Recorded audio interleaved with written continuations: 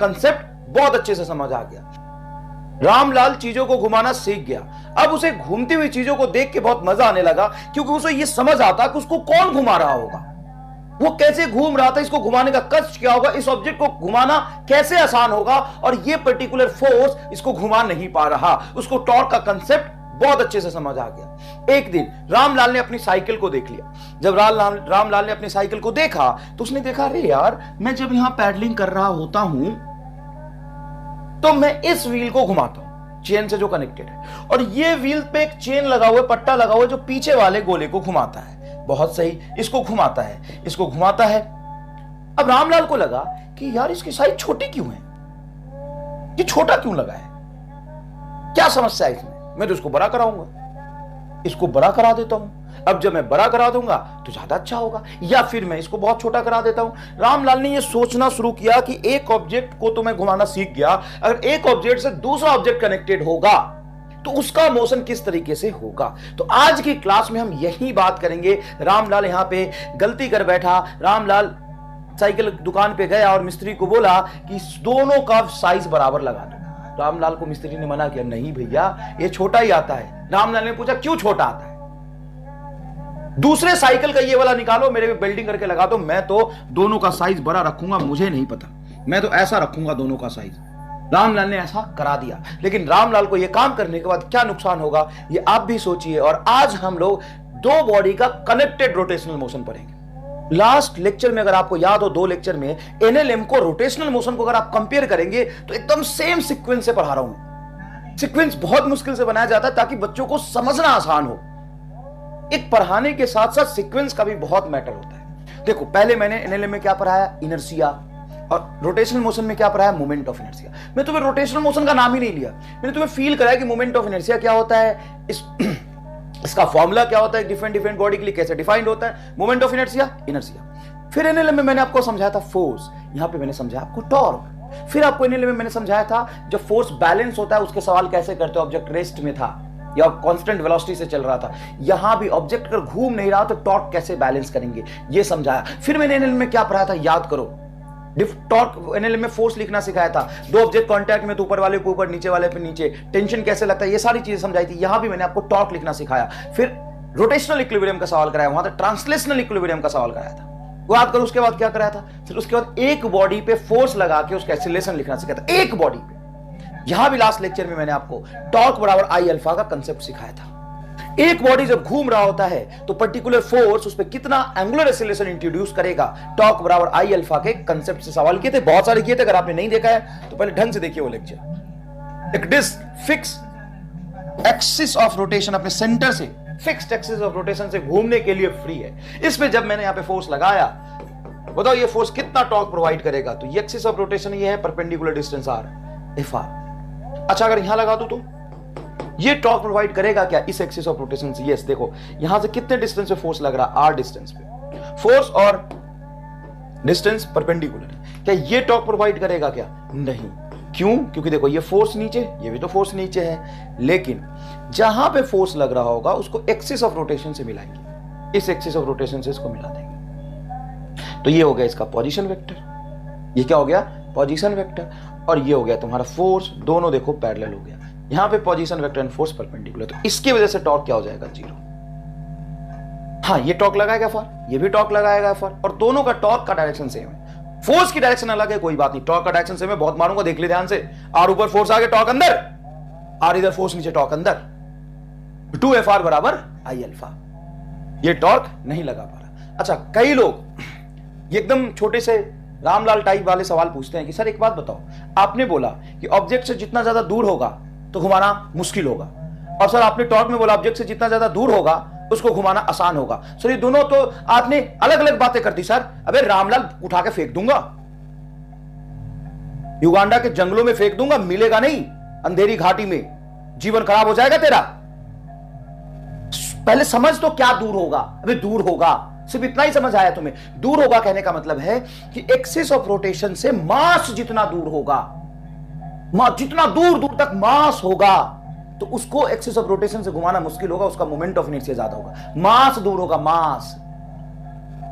और फोर्स का point of application of force, force जिस पॉइंट पे लग रहा है वो एक्सिस ऑफ रोटेशन से जितना ज्यादा दूर होगा तो घुमाना आसान होगा। दोनों अलग बातें हुई ना यार। फोर्स इस एक्सिस ऑफ रोटेशन से r डिस्टेंस पे लगा रहा हूं मैं, तो फोर्स का लोकेशन इस एक्सिस ऑफ रोटेशन से जितना ज्यादा दूर होगा, r वेक्टर जितना ज्यादा होगा, फोर्स का, मास का नहीं, दूर होगा कौन, फोर्स।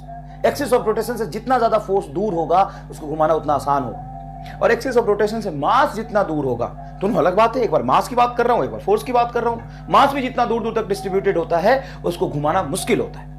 मास अगर बहुत ज्यादा दूर चला गया तो घुमाना मुश्किल होगा, और फोर्स अगर बहुत ज्यादा दूर चला गया तो उसको घुमाना आसान होगा। अलग बात है। एक में मैं टॉर्क की बात कर रहा हूं तो मैं point of application of force देख रहा हूं कि एक्सिस ऑफ रोटेशन से कितना दूर है। एक में मैं मास देख रहा हूं कि एक्सिस ऑफ रोटेशन से कितना दूर है। ऐसी बातें किया करा मत कर, सोच पहले। मैं तो फील कराया कि मोमेंट ऑफ इनर्शिया क्या होता है, टॉर्क क्या होता है। ये बात आपको बहुत बेसिक से समझाई है, कितना दूर, कितना मास, कितना दूर, अच्छे से समझाया है। आगे समझो। तो चलो, रामलाल ने दोनों व्हील का साइज तो बराबर करा दिया, इससे उसको नुकसान क्या होगा ये भी समझेंगे। प्योर रोटेशन और प्योर ट्रांसलेशन मोशन को एक बार लास्ट लेक्चर में मैंने समझाया था, एक बार रिवाइज भी करते हैं। What is pure translation motion? तो ये कहानी है, बस मैंने आपको बहुत अच्छे से समझा दिया है। If every part of a particle is moving with the same translational velocity, every part of the particle is moving, every part of a object is moving with the same translational velocity, then object is in pure translational motion. जैसे मान लो मैं ये round object ही लूं, ऐसा object ले लूं, ऐसा object ले लूं। अब इसका मोशन हो रहा, अब मोशन इसका कुछ इस तरह से हो रहा कि इस पार्टिकल की वेलोसिटी रही v1, इस पार्टिकल का वेलोसिटी सेंटर ऑफ मास है तो इसको ले लेता हूं vcm, इस पार्टिकल का वेलोसिटी रहा v2, यहां पे कोई पार्टिकल है उसका वेलोसिटी रहा v3, यहां पे कोई पार्टिकल है इसका वेलोसिटी रहा v4। हर पॉइंट का वेलोसिटी क्या है, सेम। ये ऐसे चलेगा कुछ, देखो ये ऐसे चलेगा कुछ, इसको कहते हैं अपन प्योर ट्रांसलेशनल मोशन। देखो जैसे ये मार्कर की बात करो, जरूरी नहीं कि 1D ऑब्जेक्ट की बात करें अपन, मार्कर की बात करो। मार्कर चल रहा चल रहा चल रहा चल रहा, सीधा चल रहा सीधा चल रहा सीधा चल रहा, ये प्योर ट्रांसलेशन है, यही है प्योर ट्रांसलेशन। तो इम्प्योर ट्रांसलेशन बताओ, देख अगर इसकी वेलोसिटी थोड़ी ज्यादा हो, इसकी वेलोसिटी कम हो, तो टेढ़ा क्यों हुआ? अबे रामलाल यही तो बोला था इसकी वेलोसिटी ज्यादा इसकी वेलोसिटी कम है, तो पीछे छूट जाएगा, आगे निकल जाएगा। ये हो गया इम्प्योर ट्रांसलेशन। प्योर ट्रांसलेशन नहीं है। प्योर ट्रांसलेशन का मतलब है कि सबकी वेलोसिटी सेम हो, जरूरी नहीं कि आगे जाए, टेढ़ा भी जा सकता, देख, लेकिन सबकी वेलोसिटी सेम है, सबका वेलोसिटी वेक्टर सेम है। बॉडी के हर पॉइंट का वेलोसिटी वेक्टर सेम हो तो हम कहते हैं बॉडी इज ना प्योर ट्रांसलेशन, ठीक है। प्योर रोटेशनल मोशन क्या होता है? प्योर रोटेशनल मोशन के लिए बॉडी के हर पॉइंट का एंगुलर वेलोसिटी सेम होना चाहिए, पहली बात। दूसरी बात, वो फिक्स्ड एक्सिस ऑफ रोटेशन, मतलब एक फिक्स एक्सिस ऑफ रोटेशन के अबाउट घूमना चाहिए, and that fix axis of rotation may be inside the body और आउटसाइड द बॉडी। जैसे मान लो कि मैं बॉल ले लूं, अब ये बॉल लेके मैं इसको घुमाता हूं, ऐसे इसको सर्कुलर पाथ पे घुमाता हूं। अब इस सर्कुलर पाथ पे बॉल घुमा रहा हूं, अब मान लीजिए मेरा हाथ मासलेस है ना, ये मासलेस है, ऐसे ये मासलेस है। अब मैं इसको घुमाता हूं तो ये देखिए पूरी की पूरी भी बॉडी भी तो एक रिजिड बॉडी है, यहां से यहां तक इसके पार्टिकल है, पॉइंट ऑब्जेक्ट तो नहीं है, और इस एक्सिस ऑफ रोटेशन के अबाउट ये सर्कुलर पाथ में घूम रहा है, तो इसके हर पॉइंट के एंगुलर वेलोसिटी सेम होगा। और इसका एक्सिस ऑफ रोटेशन कहां है? यहां है एक्सिस ऑफ रोटेशन, देख ऐसे एक्सिस ऑफ रोटेशन। अब मैं अपनी पूरी हाथ की बात करूं, ये मेरा पूरा हाथ एक रिजिड बॉडी है, फील करना प्योर रोटेशनल मोशन को, ये मेरा पूरा हाथ एक रिजिड बॉडी है, मैंने यहां पे इसको फिक्स कर दिया, इसको ऐसे घुमा रहा, मतलब यहां से मेरा हाथ यहां गया तो हर पॉइंट की एंगुलर वेलोसिटी क्या हुई? सेम। लेकिन हर पॉइंट का लीनियर वेलोसिटी सेम नहीं है, हर पॉइंट का लीनियर वेलोसिटी सेम नहीं, एंगुलर वेलोसिटी हर पॉइंट का सेम है, तो मैं बताते आ रहा हूं आपको। अब देखो ये घूमा तो यहां से यहां गया, फील करना इस बात को, यहां से इस लाइन से पार्टिकल यहां गया, तो ये इंडिविजुअल एक एक पार्टिकल एक सर्कुलर पाथ पे घूम रहा है, और सबका रेडियस अलग अलग, लेकिन सबका सेंटर यहीं पे होगा। मान लो इस पार्टिकल की बात करते हो, मैं फोटो बना के दिखाऊं एक बार। मान लो ये रॉड है, यहां पे हिंज है, अब ये रॉड घूम के अगर यहां पहुंचा, इस पर्टिकुलर पार्टिकल की बात करूं तो देखो ये इस सर्कल में घूमेगा, और ये ऐसे तरीके इसी सर्कल में घूमता जाएगा। इस सर्कल का रेडियस कितना होगा? सॉरी, ये सेंटर ये होगा, रेडियस ये होगा, सेंटर तो यही है।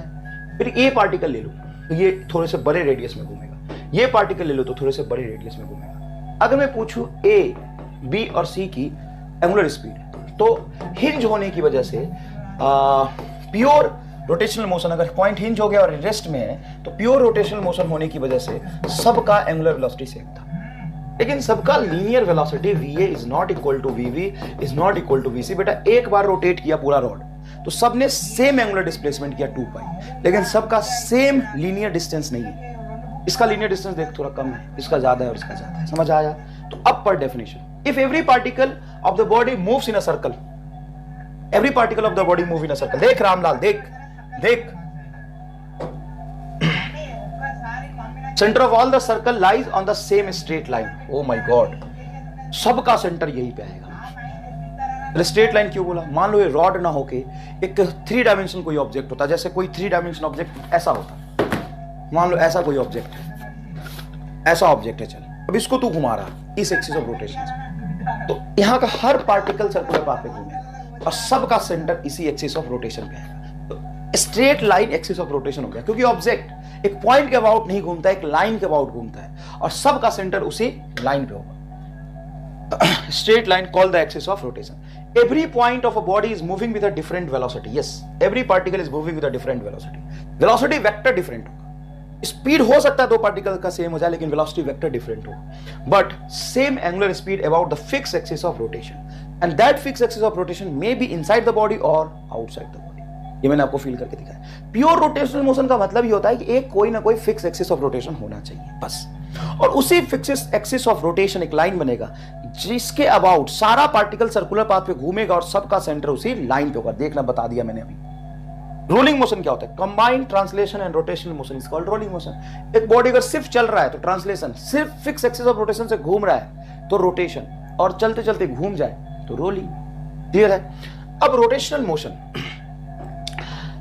में जो पैरामीटर्स होते हैं, अच्छा यहां पे मैंने डायग्राम भी बनाया हुआ है, ये प्योर ट्रांसलेशन है, प्योर ट्रांसलेशन, इसी को कहते हैं प्योर ट्रांसलेशन। समझ में आ गया? देख ले, डॉट है। अच्छा, इसको कहते हैं प्योर रोटेशन। ये एक्सिस ऑफ रोटेशन देखो यहाँ पे, ये एक्सिस ऑफ रोटेशन है, fix axis of rotation. Fix axis of rotation हो गया तो ये हो जाएगा तुम्हारा प्योर रोटेशनल मोशन। देखो पॉइंट 1 है 2 है 3 है, सबका थीटा सेम है, इन सबका स्पीड सेम नहीं होगा। हाँ, सबका ये भी सेम कर सकते हो, अल्फा एंगुलर एक्सीलरेशन अगर एक्सीलरेटेड है तो सबका एंगुलर एक्सीलरेशन सेम होगा, लेकिन सबका टेंजेंशियल एक्सीलरेशन सेम नहीं होगा।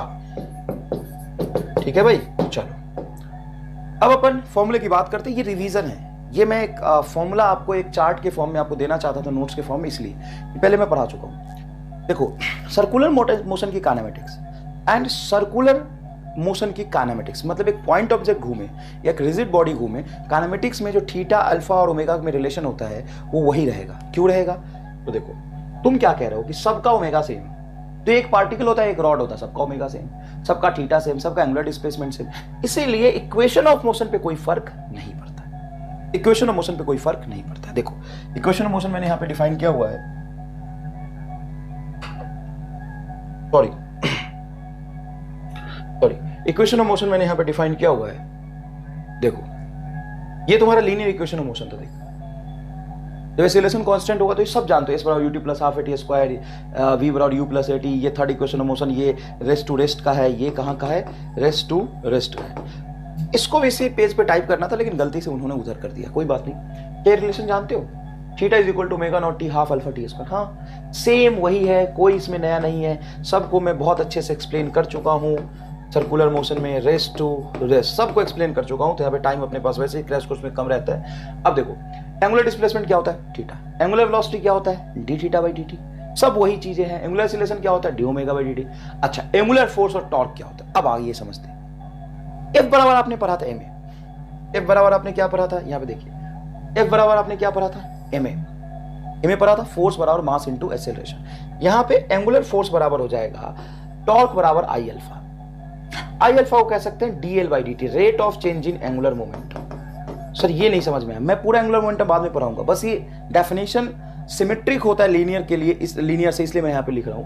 Rate of change in momentum क्या होता है? बोलो सर, फोर्स होता है। Rate of change in momentum क्या होता है? फोर्स होता है। Rate of change in angular momentum क्या हो जाएगा सर? Angular force. और एंगुलर फोर्स को अपन क्या कहते हैं? Torque. That's it. Angular momentum जैसे लीनियर मोमेंटम होता है P बराबर mv, उसी तरीके से एंगुलर मोमेंटम होता है I ओमेगा। अच्छा, वर्क आपने क्या पढ़ा है, मैं यही बना लेता हूं। वर्क आपने क्या पढ़ा है? सर वर्क हमने पढ़ा है एफ डॉट एस, या वेरिएबल फोर्स हो तो एफ डॉट डी एस। बेटा ये एंगुलर वर्क हो गया। कौन सा वर्क हो, सॉरी ये तुम्हारा लीनियर वर्क हो गया। और अगर एंगुलर वर्क की बात की जाए, एंगुलर वर्क की बात की जाए तो एंगुलर वर्क आपका हो जाएगा angular force into angular displacement. Angular force क्या होता है? Torque into theta. बस ये फॉर्मूला है। तुमसे हार्ड से हार्ड सवाल पूछेगा ना तो टॉर्क दे देगा और थीटा का फंक्शन दे देगा आई जे के कैप में। डॉट प्रोडक्ट करके वर्क निकाल लो, बस डॉट प्रोडक्ट करके वर्क निकाल लो। पावर समझ तो, पावर तो आपने लीनियर पावर पढ़ा था, instantaneous power F dot V. यहां पे पावर क्या हो जाएगा? अच्छा kinetic energy half I omega square तो जानते हो तुम, ठीक है। पावर क्या पढ़ा था आपने? पावर पढ़ा था, याद करिए, F vector dot V vector आपने पावर पढ़ा था। तो रोटेशनल पावर, रोटेशनल मोशन में जो पावर होगा वो होगा टॉर्क डॉट ओमेगा। अरे भाई ये टॉर्क फोर्स हो गया और ये एंगुलर स्पीड हो गया, that's it, torque dot omega. Next देखो इंपल्स। इंपल्स होता है चेंज इन मोमेंटम। इंपल्स होता है चेंज इन मोमेंटम, तो एंगुलर इंपल्स होगा ये क्या होगा? Angular impulse. तो एंगुलर इंपल्स आपका हो जाएगा, इंपल्स नीचे लिखा हुआ है, एंगुलर इंपल्स आपका हो जाएगा change in angular momentum. Change in angular momentum को आप लिख सकते हैं, एंगुलर मोमेंटम को लिख सकते हैं आई ओमेगा। तो आई बाहर आ जाएगा, आई डॉट डेल्टा ओमेगा। बस ये एक फॉर्मूला चार्ट मैंने आपको दे दिया है जिससे चीजें थोड़ा सा सिमेट्रिक और आसान हो जाएगा, और कोई खास बात नहीं। अब आप वापस आ जाते हैं अपने रामलाल पे। रामलाल ने दो बॉडी को, रामलाल ने क्या किया? दो बॉडी को, छोटे वाले को और बड़े वाले को साइकिल में बराबर करवा दिया। तो इससे दिक्कत क्या होगा? चलो मैं बताता हूं। क्या ऐसी चीजें आपने अपने जीवन में कहीं देखी है? अब हाँ सर अपनी साइकिल में देखा। तो कभी तुमने सोचा, ईमानदारी से बताना मुझे प्लीज, कितने लोगों ने ये सोचा था कि आगे वाला बड़ा क्यों होता है और पीछे वाला छोटा क्यों होता है? आगे वाले को बड़ा क्यों रखते हैं और पीछे वाले छोटा क्यों होता है? इससे क्या फायदा होता है? कितने लोगों ने पहले सोच लिया था? अब आज तो सबको समझ आ जाएगा क्यों होता है ना? कितने लोगों ने पहले सोच लिया था जरूर बताना। अब देखना क्यों होता है। देखो ये मान लो घूम रहा है कुछ ओमेगा एंगुलर वेलोसिटी से, और ये घूम रहा है कुछ ओमेगा 1 एंगुलर वेलोसिटी से। अब ध्यान से सोचो कि चेन के थ्रू कनेक्टेड है। चेन अगर आइडियल है, इलोंगेट नहीं हो सकता। चेन देखते हो हमेशा टाइट रहता है, चेन इलोंगेट और कंप्रेस नहीं हो सकता। तो स्मॉल dt टाइम में यहां पे चेन जितना लेंथ चलेगा उतना ही लेंथ चेन यहां पे चलेगा, और चेन इससे चिपका हुआ है, फिसल तो रहा नहीं है, फिसलता नहीं है, फंसा होता है। इवन मतलब वो इतना ज्यादा इंटरलॉक होता है कि उसमें फिसल ही नहीं सकता। देखते हो चेन में कांटा जैसा निकला होता है, जो सॉरी व्हील में कांटा जैसा निकला होता है, चेन उसमें फंसा होता है। मतलब इतना तो पक्की बात है कि उसमें फिसल नहीं सकता। वो फिसलने से रोकने के लिए ही ग्रिप बनाते हैं और इंटरलॉक कर देते हैं। इतना भयंकर फ्रिक्शन लगता है उसमें, भयंकर फ्रिक्शन। सर भयंकर फ्रिक्शन कैसे? अरे भाई जब तुम यहां पे देखो ऐसे ऐसे करते हो तो कहते हो सर स्मूथ दिख रहा है, लेकिन दुनिया में कोई चीज स्मूथ है नहीं, सब जगह कोई ना कोई थोड़ा थोड़ा फ्रिक्शन है। अब वहां पे तो तुम्हें दिख रहा है कि कांटे जैसा निकला है, वहां पे तो इनफाइनाइट फ्रिक्शन बोल सकते हो। इनफाइनाइट फ्रिक्शन का कोई एग्जांपल पूछे ना, इनफाइनाइट फ्रिक्शन बताओ, तो वही इनफाइनाइट फ्रिक्शन। व्हील में जो कांटे लगा होता है उस पर चेन फंसा होता है, मतलब ये फिसल तो चल सकता नहीं। मतलब ये dt टाइम में जितनी डिस्टेंस चलेगा ये भी dt टाइम में उतनी डिस्टेंस चलेगा। तो इसका मतलब तो सर ये हुआ कि अगर इसकी लीनियर स्पीड में v1 मानूं और इसकी लीनियर स्पीड v2 मानूं तो दोनों सेम होगा। यस। अब तुम दो बड़े व्हील को, जैसे तुमने देखा होगा गांव में ये जो आटा चक्की होता है जिसमें गेहूं डाल देते हैं, वो पीसता है, उसमें पट्टा लगा होता है, एक पट्टे के थ्रू दो व्हील लगा होता है, एक बड़ा वाला एक छोटा वाला। हमेशा बड़ा और छोटा ही लगाते हैं, एक समान साइज का क्यों नहीं लगाते? आज तुम्हें समझ आ जाएगा। देखो किसी भी इंस्टेंट पे इसका टेंजेंशियल स्पीड और इसका टेंजेंशियल स्पीड सेम होगा, टेंजेंशियल स्पीड सेम होगा और टेंजेंशियल स्पीड होता है r ओमेगा। तो यहाँ पे टेंजेंशियल स्पीड अगर ओमेगा 1 से घूम रहा है तो ये हो जाएगा ओमेगा 1 इंटू आर बराबर ये हो जाएगा omega 2 into capital R, omega 2 into capital R. अब देखिएगा ध्यान से, तुम यहाँ पे कह रहे हो कि जो स्मॉल आर है वो कम है कैपिटल आर से, इन दोनों का प्रोडक्ट बराबर है। अगर स्मॉल आर कम है तो ओमेगा 1 ज्यादा होगा ओमेगा 2 से। हाँ सर ज्यादा होगा, मतलब दोनों की टेंजेंशियल स्पीड तो सेम होगी लेकिन दोनों का एंगुलर स्पीड डिफरेंट होगा। अब यहाँ पे अगर तुम नॉर्मल साइकिल का देखो तो नॉर्मल साइकिल के केस में ये छोटा होता है पीछे वाला। देखो ये पीछे वाला क्या करते हैं अपन, छोटा रखते हैं ऐसा, ये मान लो चेन कनेक्टेड है, पीछे वाला छोटा रखते हैं। तो इसको एक बार पैडलिंग करके घुमाते हो तो पीछे वाला दो बार घूमता है। हमने तो आज तक नहीं सोचा ऐसा, ऐसा ही होता है। अब रामलाल ने दोनों को बराबर कर दिया। अब रामलाल इसको एक बार घुमा रहा तो ये भी एक बार घूम रहा, अगर साइज बराबर कर दिया तो। अब पता चला रामलाल पैडलिंग करता हुआ घर से निकला और आधे घंटे बाद पैडलिंग करते करते करते करते 100 मीटर दूर पहुंचा। 100 मीटर दूर पहुंचा। रामलाल पैडलिंग कर रहा, खूब तेजी में कर रहा, लेकिन रामलाल की साइकिल भागेगी नहीं। क्यों? तो ऐसे नॉर्मल में कैसे भाग जाती है? तो तुम एक बार पैडलिंग करते हो बेटा तो ये 4 बार घूमता है, क्योंकि इसकी रेडियस इससे 3 to 4 टाइम्स कम होता है।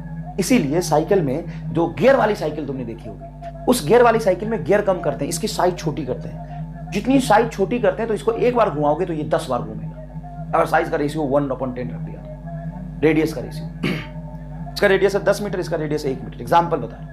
तो इसको एक बार घुमाओगे तो 10 बार घूमेगा। इसीलिए जब पैडलिंग करते हो तो स्पीड ज्यादा क्यों दिखाई देती है? स्पीड ज्यादा इसलिए दिखाई देती है, बहुत तेजी से पैडलिंग करता है और इसकी साइज इतनी छोटी कर देता है कि ये एक बार घूमता है तो ये 10 बार घूमता है। समझ में आया कि नहीं है? अब रामलाल को नुकसान हो गया, रामलाल दोबारा गया, बोला कि गलती हो गया मालिक। उसने फिर अपनी साइकिल की कंडीशन को ठीक करा लिया, साइकिल की कंडीशन को ठीक करा लिया। समझ आया? अब यहाँ पे ये रिलेशन सिर्फ इसके साथ भी हो सकता है। यहाँ पे टेंजेंशियल एक्सीलरेशन 1 का और टेंजेंशियल एक्सीलरेशन 2 का बराबर होगा। AT बराबर होता है R अल्फा, तो स्मॉल r अल्फा 1 बराबर कैपिटल R अल्फा 2, है ना? ये रिलेशन भी हो सकता है। अच्छा, ये सवाल इस फॉर्म में भी पूछे जा सकते हैं। कौन से फॉर्म में? देखो, एक बड़ा सा व्हील लिया, है ना, और एक और व्हील लिया छोटा सा, कलर तो चेंज कर लूं, एक और व्हील लिया छोटा सा, देखिए, ठीक है बेटा। यहां से क्या किया कि दोनों को कनेक्ट कर दिया। इसका रेडियस है कैपिटल R, इसका रेडियस है स्मॉल r। ये ऐसे घूम रहा, ये ऐसे घूम रहा, देखो ना, ऐसे ये क्लॉकवाइज घूम रहा, देखो तो ये क्लॉक है, ये एंटी क्लॉक है। आपसे पूछेगा कि अगर इसका एंगुलर एक्सीलरेशन है ओमेगा 1 तो इसका एंगुलर एक्सीलरेशन बताओ क्या होगा? इसका एंगुलर एक्सीलरेशन ओमेगा 0 तो इसका बताओ। कुछ नहीं करना तुम्हें पता है कि यहाँ पे स्लिपिंग नहीं हो रही, तो जितनी स्पीड यहाँ पे इसका टेंजेंशियल होगा उतनी स्पीड इसका यहाँ पे टेंजेंशियल होगा। सिंपल रख दोगे, R omega 0 is equal to omega into small r, तो ओमेगा इज इक्वल टू होगा R ओमेगा 0 बटा स्मॉल r आंसर। लो, समझ में आ गई ये कहानी? अब आगे चलते हैं। ये देखो, यहां पे हमने एक सर्कुलर ऑब्जेक्ट लिया। That circular object may be disc, ring, hollow sphere, कुछ भी हो सकता है। उस सर्कुलर ऑब्जेक्ट का मास है कैपिटल M, रेडियस है capital R, moment of inertia I। उसको यहां से हिंज कर दिया, एक रॉड लेके पट ठोक दिया, कांटी ठोक दिया, हिंज कर दिया यहाँ पे O पे। देख भाई, O पे क्या कर दिया अपन, इसको हिंज कर दिया सर्कुलर ऑब्जेक्ट को, और उस पर रस्सी लपेट के घुमा के रस्सी को यहां से M मास से कनेक्ट करके और इसको कर दिया रिलीज्ड किया। तो इनिशियल वेलोसिटी इसकी कितनी रही होगी? रिलीज करने पे इनिशियल वेलोसिटी इसकी 0 रही होगी। तो कुछ A एक्सीलरेशन से ये नीचे भागेगा, हमें वो A एक्सीलरेशन निकालना है। अच्छा, अब सर यहाँ पे आपने रस्सी लपेट दिया, बोला म्यू सफिशिएंट फ्रिक्शन है। सफिशिएंट फ्रिक्शन का मतलब है नो स्लिपिंग। अभी बताया था ना चेन में इनफाइनाइट फ्रिक्शन वाला केस, इतना कांटे से फंसा दिया कि फिसल ही नहीं सकता। तो यहाँ पे भी सफिशिएंट फ्रिक्शन है। सफिशिएंट फ्रिक्शन होने की वजह से ये फिसलेगा नहीं, इसके साथ चिपका रहेगा। तो जितना दूरी ये तय करेगा, ये सर्कुलर डिस्क का सरकमफ्रेंस भी उतना ही डिस्टेंस नीचे घूमेगा। मतलब ये एंगुलर एक्सीलरेशन कुछ अल्फा से घूम जाएगा। तो वो भी हमें निकालना है, और जब ये सारा काम हो रहा होगा तो ऑब्वियस सी बात है स्ट्रिंग में कुछ टेंशन आएगा। हाँ सर, यहाँ पे कुछ टेंशन भी होगा, इस टेंशन की वैल्यू भी हमें निकालनी है। देखो, इस स्ट्रिंग में टेंशन भी होगा। सर NLM में तो हमने ये केस पढ़ा हुआ है, क्या NLM में ये सारी चीजें आपने नहीं देखी है? देखा है, लेकिन NLM वाले केस में और इसमें डिफरेंस क्या है वो पहले हम समझेंगे। इसको हम समझेंगे नहीं अभी। NLM में क्या पढ़ा है समझिए। तो इन NLM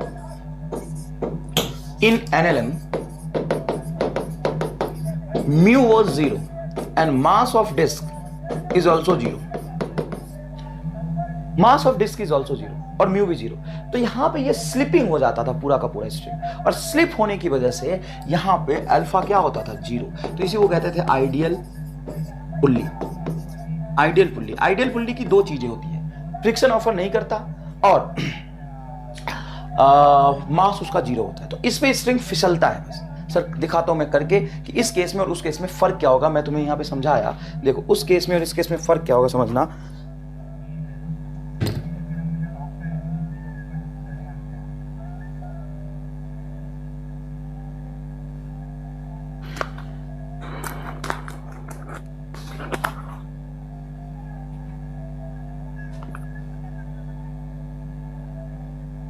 सॉरी, देखो मान लो ये ब्लॉक लिया अपन ने, और इस ब्लॉक को ना यहां से बांध के घुमा के रख दिया ऐसे। अब जब मैं इसको छोड़ता हूं, जैसे इस ब्लॉक को मैं यहां से छोड़ता हूं तो होगा क्या देखना, इस ब्लॉक को मैं छोड़ता हूं, रिलीज करता हूं तो क्या होगा देखो, स्ट्रिंग और ब्लॉक पे ध्यान देना। मैं इसको छोड़ता हूं, देखो क्या हो रहा है, ये जो तुम्हारा पुल्ली है वो घूम रहा है क्या, नहीं, इस पे ध्यान दो, ऐसे तुम थोड़ा देखो तो इस पे फिसल रहा है, स्लिप कर रहा है, ये स्लिप कर रहा है, ऐसे ही होता है। मान लो 2 ऑब्जेक्ट लगा लिया मैंने ये, और तुम एक काम करना बेटा, इसको फील करने के लिए थोड़ा सा स्लो मोड लगा के इसको एक बार फील करना जरूरी है। ये चीज तुम्हें समझ आएगा कि एनएलएम और यहां वाले केस में क्या फर्क है। मैं रिलीज कर रहा हूं, स्लो मोड कर दो और देखो ध्यान से, ये रत्ती भर नहीं हिला, इस पे पूरा रस्सी फिसल गया था, न्यू था ही नहीं, एनर्जी लॉस भी नहीं हुआ। अब यहां पे क्या होने वाला है देखो, यहां पे क्या होने वाला है देखो, यहां पे ऐसा होगा कि ये है तुम्हारा स्ट्रिंग, इससे मैंने इस सर्कुलर ऑब्जेक्ट को, घूम गया, ये पहले ही घूम गया, सर्कुलर ऑब्जेक्ट पे क्या किया, मैं सिस्टम कैसे बनाया बता दूं। ये देखो डिस्क लिया, इसको सेंटर पे हिंज किया और यहां पे स्ट्रिंग को ऐसे ऐसे घुमा घुमा के इस पे लपेट दिया, सेम ऐसा ही वहां पे लपेटा हुआ है, तब फील आ जाए तुम्हें, सेम ऐसा ही वहां पे लपेटा हुआ है। और फ्रिक्शन इस स्ट्रिंग और डिस्क के बीच में सफिशिएंट है तो इस पे फिसल नहीं सकता है, इस पे क्या नहीं कर सकता, फिसल नहीं सकता है। अब मैं इसको यहां से छोड़ूंगा, प्लीज स्क्रीन को थोड़ा सा स्लो मोड कर दो और इसको फील करना। मैं यहां से रिलीज कर रहा हूं, महसूस करना बेटा, रिलीज कर रहा हूं, देखो क्या हुआ, इस पे इस बार ये देखो ऐसे चिपका हुआ था ये, और जब मैं इसको छोड़ रहा हूं तो देखो देखो फिसल नहीं रहा, ये देख फिसल नहीं रहा, ये क्या कर रहा है, तो ये इसको लेके घुमा रहा है, देखो समझ में आया कि नहीं, ये इस पे चिपक के, ये स्ट्रिंग इस पे चिपका हुआ है और इसको जितना ये नीचे जाएगा उतना ये नीचे जाएगा। इन दोनों के बीच में रिलेटिव मोशन है क्या, बोलो, इन दोनों के बीच में कोई रिलेटिव मोशन नहीं है। देख यहाँ इन दोनों के बीच में कोई रिलेटिव मोशन नहीं है, कोई रिलेटिव मोशन नहीं है, समझ में आया कि नहीं है। तो थोड़ा सा ये करके दिखाने से तुम्हें फील आएगा कि ये हो क्या रहा है। जैसे मैं छोड़ूंगा तो ये दोनों चिपक के इसको घुमा दिया पूरा। अब इसका सॉल्यूशन कैसे होगा, तो ये कनेक्टेड बॉडी मोशन हो गया, जिसमें एक तो कर रहा है ट्रांसलेशन, ये जो ब्लॉक है, block of mass m is in translation and this circular object is in rotation, ठीक है बेटा। अब बोलो, अब इस पे नीचे ग्रेविटेशनल फोर्स mg लग रहा होगा, वो तो तुम हटाओगे, रहने दो कि छोड़ दूं, मतलब लगाऊं ग्रेविटेशनल फोर्स ना, ग्रेविटेशनल फोर्स तो लाएगा। mg नीचे, टेंशन t ऊपर, तो आप कह सकते हो कि नीचे mg ऊपर t, यहां पे लिखोगे नीचे mg और ऊपर t, तो t minus mg minus t net force हो गया। Net force is equal to mass into acceleration होता है, इसका मास कितना m और एक्सेलरेशन कितना है, ये इक्वेशन नंबर 1 आ गया, बहुत इजी। सर्कुलर ऑब्जेक्ट के रोटेशनल मोशन के लिए देखोगे तो सर्कुलर ऑब्जेक्ट का खुद का भी ग्रेविटेशनल फोर्स होगा यहां पे mg, क्यों, तुम बोले उसका मास कैपिटल M है तो इसका कैपिटल mg ग्रेविटेशनल फोर्स होगा, हाँ होगा, लेकिन वो उसी पॉइंट पे लग रहा है जहां पे हिंज है, वहां पे नॉर्मल भी एक होगा, नॉर्मल mg को कर लेगा बैलेंस। या मुझे इस ऑब्जेक्ट को चलता हुआ नहीं दिखाई दे रहा, घूमता हुआ दिखाई दे रहा, तो इस पर टॉर्क ढूंढना पड़ेगा। टॉर्क बराबर मैं लिखूंगा I अल्फा, तो इस पर टॉर्क अगर आप ढूंढो तो mg का टॉर्क हो जाएगा 0, क्योंकि mg actual axis of rotation पे लग रहा है, तो जहां पे फोर्स लगता है उसका डिस्टेंस एक्सिस ऑफ रोटेशन से देखते हैं, फोर्स एक्सिस ऑफ रोटेशन पे लग रहा है तो इसका टॉर्क 0, नॉर्मल का भी टॉर्क 0, तो ये t यहां पे लग रहा है r डिस्टेंस में, इसका टॉर्क हो जाएगा t इंटू r बराबर I अल्फा, अल्फा को I अल्फा, ये हो, तो t को आप लिख सकते हैं I अल्फा बटा r, इक्वेशन नंबर 2 हो गया, रहने दो अभी ऐसे ही, ये इक्वेशन नंबर 2 हो गया। अननोन कितने इक्वेशन में, तो देखो एक है तुम्हारा t, एक है a, तो 2 हो गए, और एक अल्फा। सर a बराबर आर अल्फा लिख लेंगे, कूट दूंगा, कहां से लिख लेंगे a बराबर आर अल्फा, क्यों लिख लेंगे a बराबर आर अल्फा, तो सर a बराबर आर अल्फा फॉर्मूला होता है किसी एक ऑब्जेक्ट के लिए ना, ट्रांसलेट कौन कर रहा है, ये a एक्सीलरेशन से ये ट्रांसलेट कर रहा है और अल्फा से ये घूम रहा है, दोनों अलग अलग ऑब्जेक्ट है, तो a बराबर आर अल्फा फॉर्मूला नहीं लगा सकते, वो किसी भी बॉडी के लिए लगाते हैं, अगर किसी बॉडी का एंगुलर एक्सीलरेशन a है तो r डिस्टेंस पे कोई पार्टिकल का टेंजेंशियल एक्सीलरेशन आर अल्फा होगा, लेकिन ये बॉडी का एक्सीलरेशन ए है, इसका एंगुलर एक्सीलरेशन अल्फा नहीं लिख सकते, ठीक है सर। तो फिर अब क्या कर लोगे बताओ, तो नहीं हो पाएगा सॉल्व, तो कुछ तो करना पड़ेगा। तो देखो फॉर नो स्लीपिंग, यहां पे स्लीपिंग ना हो, sufficient friction is for no slipping, slipping नहीं हो रहा है तो यहां पे स्ट्रिंग का जो एक्सीलरेशन होगा वही तो ब्लॉक का है, भाई जितने एक्सीलरेशन से ब्लॉक चल रहा है उतने एक्सीलरेशन से स्ट्रिंग चल रहा है, क्योंकि स्ट्रेच नहीं होगा स्ट्रिंग, तो यहां पे टेंजेंशियल एक्सीलरेशन डिस्क का इस सर्कमफ्रेंस पे जितना टेंजेंशियल एक्सीलरेशन होगा at that is equal to R alpha, इसका टेंजेंशियल एक्सीलरेशन डिस्क का निकालोगे तो आर अल्फा, और वो आर अल्फा इस स्ट्रिंग के एक्सेलरेशन की इक्वल होना चाहिए, ये होगा formula. Tangential acceleration R alpha में नहीं लिख रहा, ए बराबर आर अल्फा का फॉर्मूला मैं फॉर्मूला नहीं लिख रहा, मैं बोल रहा हूं कि जितना ब्लॉक का एक्सेलरेशन होगा उतना ही यहां पे स्ट्रिंग का होगा। डन। कितना होगा? ए होगा। और इसका टेंजेंशियल एक्सेलरेशन इस पॉइंट का होगा आर अल्फा। तो इसका टेंजेंशियल एक्सेलरेशन जो आर अल्फा है वो ए के बराबर होना चाहिए फॉर नो स्लिपिंग। और अभी मैंने दिखाया कि रस्सी स्लिप नहीं कर रहा था, सफिशिएंट फ्रिक्शन था। रस्सी नीचे जा रहा था लेकिन वो डिस्क से चिपका हुआ जा रहा था, तो डिस्क को भी घुमा दिया था। तो अगर रस्सी नहीं चिपक रहा तो नहीं स्लिप कर रहा, तो यहां से आप लिख सकते हैं alpha is equal to A by R. तो अल्फा को लिखो ए बाई आर और आर को भी नीचे ले जाओ, तो टी बराबर हो जाएगा आई ए बटा आर स्क्वायर। और यहां से टी को लिखोगे एम जी माइनस टी बराबर एम ए। पर ये तो मुश्किल हो गया, मैं खड़ा हूं ना, मैं खड़ा हूं यहां पे, भरोसा रख, इसको देख ले, बस नहीं समझ आ रहा ना छोड़ दे। तो छोड़ देंगे तो हो जाएगा, हाँ सब हो जाएगा, सब हो जाएगा, छोड़ दे, कुछ मत कर। पक्का सर? हाँ मत कर, हर एक सवाल का आंसर तू निकाल लेगा, छोड़ दे। नहीं समझ आ रहा तो समझ भाई, ये तो बहुत अच्छी चीज है, समझना पड़ेगा। अब समझ ही नहीं आ रहा तुम मैं क्या कर सकता हूं तेरा? इधर देख, इन दोनों को जोड़, तो टी से टी कैंसिल हो गया, इधर बचा एम जी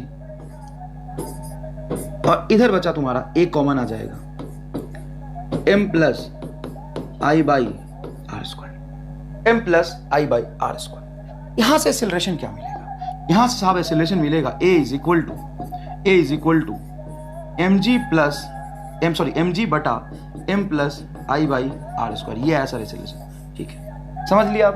आंसर आ गया, बड़ा भयंकर है, एम जी बटा M plus I by are square. चल मैं आंसर समझा देता हूं दूसरे तरीके से, सबको गोली मार। एक बात बता, क्या एक्सेलरेशन को मैं लिख सकता हूं net pulling force, net unbalance force बटा नेट मास? अरे सर ये एनएलएम में लिख सकते हैं, अरे जो मेन कंसेप्ट हो कहीं भी लगा ले। ये समझ आता है? हाँ ये तो समझ आता है। किसी भी सिस्टम पे नेट अनबैलेंस फोर्स बटा नेट मास लिखते हैं। अब तो इस सिस्टम पे नेट अनबैलेंस फोर्स ढूंढ, नेट अनबैलेंस फोर्स सिस्टम का तो याद है ना कैसे सवाल करते थे अपन? सिस्टम का, तो सिस्टम का नेट अनबैलेंस फोर्स ढूंढो। तो सिस्टम का नेट अनबैलेंस फोर्स हो जाएगा, सिस्टम का नेट अनबैलेंस फोर्स हो जाएगा सर, यहां पे ध्यान से देखो, सॉरी सिस्टम यहां यार, यहां सिस्टम को यहां पे ध्यान से देखो, तो ये कैपिटल एमजी कहां लग रहा है? नीचे। लेकिन इस कैपिटल एमजी अनबैलेंस फोर्स होगा नहीं, क्योंकि नॉर्मल ने उसको बैलेंस कर लिया, और वैसे भी ट्रांसलेशन मोशन तो इसका हो नहीं रहा, तो इस पे अनबैलेंस फोर्स तो कुछ होगा नहीं। सर टी अनबैलेंस फोर्स नहीं था क्या? नहीं था। ये टी भी अनबैलेंस फोर्स नहीं था। सर क्यों? क्योंकि रामलाल यहाँ पे एमजी इस बॉडी का ट्रांसलेशन मोशन नहीं हो रहा, नेट फोर्स जीरो होगा, इसलिए तो ट्रांसलेशन नहीं हो रहा। तो नीचे एमजी, नीचे यहाँ पे मान लो टी लग भी रहा है तो एमजी प्लस टी एन होगा, ठीक है। और वैसे भी जितना टी इस पे नीचे उतना ही टी इस पे ऊपर। तो सिस्टम के लिए टेंशन क्या हो गया? Internal force. तो बॉडी में मोशन इंड्यूस करने का काम, चाहे इसका ट्रांसलेशन मोशन पैदा करना हो, चाहे इसका रोटेशन पैदा करना हो, मेन तो एमजी है। हाँ तुम कह सकते हो कि सर इसको घुमाने का काम तो टेंशन नहीं किया, घुमाने का काम टेंशन नहीं किया, इसको घुमाने में टेंशन का रोल है, लेकिन जितना टेंशन ने इसको घुमाने में खर्च किया था उस टेंशन को दिया किसने था? एमजी नहीं तो दिया था, नीचे एमजी लग रहा था, टेंशन ने अपोज किया, तो जितना वर्क टेंशन का यहाँ निगेटिव उतना ही वर्क यहाँ पे पहुंचा। अच्छा, मतलब सिस्टम पे टेंशन कोई कंट्रीब्यूशन नहीं करा, इंटरनल फोर्स की तरह काउंट होगा, और पूरे एनएलएम में इंटरनल फोर्स की तरह काउंट हो रहा था, लॉज ऑफ मोशन की बात। अच्छा सर इसका मतलब ये हुआ कि नेट अनबैलेंस फोर्स ब्लॉक का एमजी नीचे था बस। हाँ तो ये तो समझ आ गया, बटा नेट मास। अब जो बॉडी ट्रांसलेट कर रही है उसका नेट मास हो गया एम, जो बॉडी रोटेट कर रही है उसका रोटेशनल मास लिख लो। सर आपने रोटेशनल मास आई बताया था, हाँ लिख देता हूं। अब फील करो कि डायमेंशनली सही है कि गलत है? सर गलत है, क्योंकि आई होता है moment of inertia M R square, mass into distance का स्क्वायर। अब मास में mass plus mass into distance का स्क्वायर को ऐड नहीं कर सकते। अब कुछ बच्चे हैं हमने तो नहीं सुना है सर। अब एक बात बता, मैं ऐसे एक छोटा सा एग्जांपल देता हूं, 4 kg प्लस 5 मीटर क्या होगा? पॉसिबल नहीं। 4 kg प्लस 5 मीटर पॉसिबल नहीं। क्यों पॉसिबल नहीं? कि दोनों डिफरेंट फिजिकल क्वांटिटी। तो वही कंसेप्ट में जब यहां पे लगाऊंगा, लिखूंगा m प्लस आई, तो गलत है, क्योंकि भले ही रोटेशनल मास है लेकिन इसका डायमेंशन होता है kg मीटर स्क्वायर। अच्छा तो डायमेंशन ठीक करने के लिए क्या कर सकते हैं सर?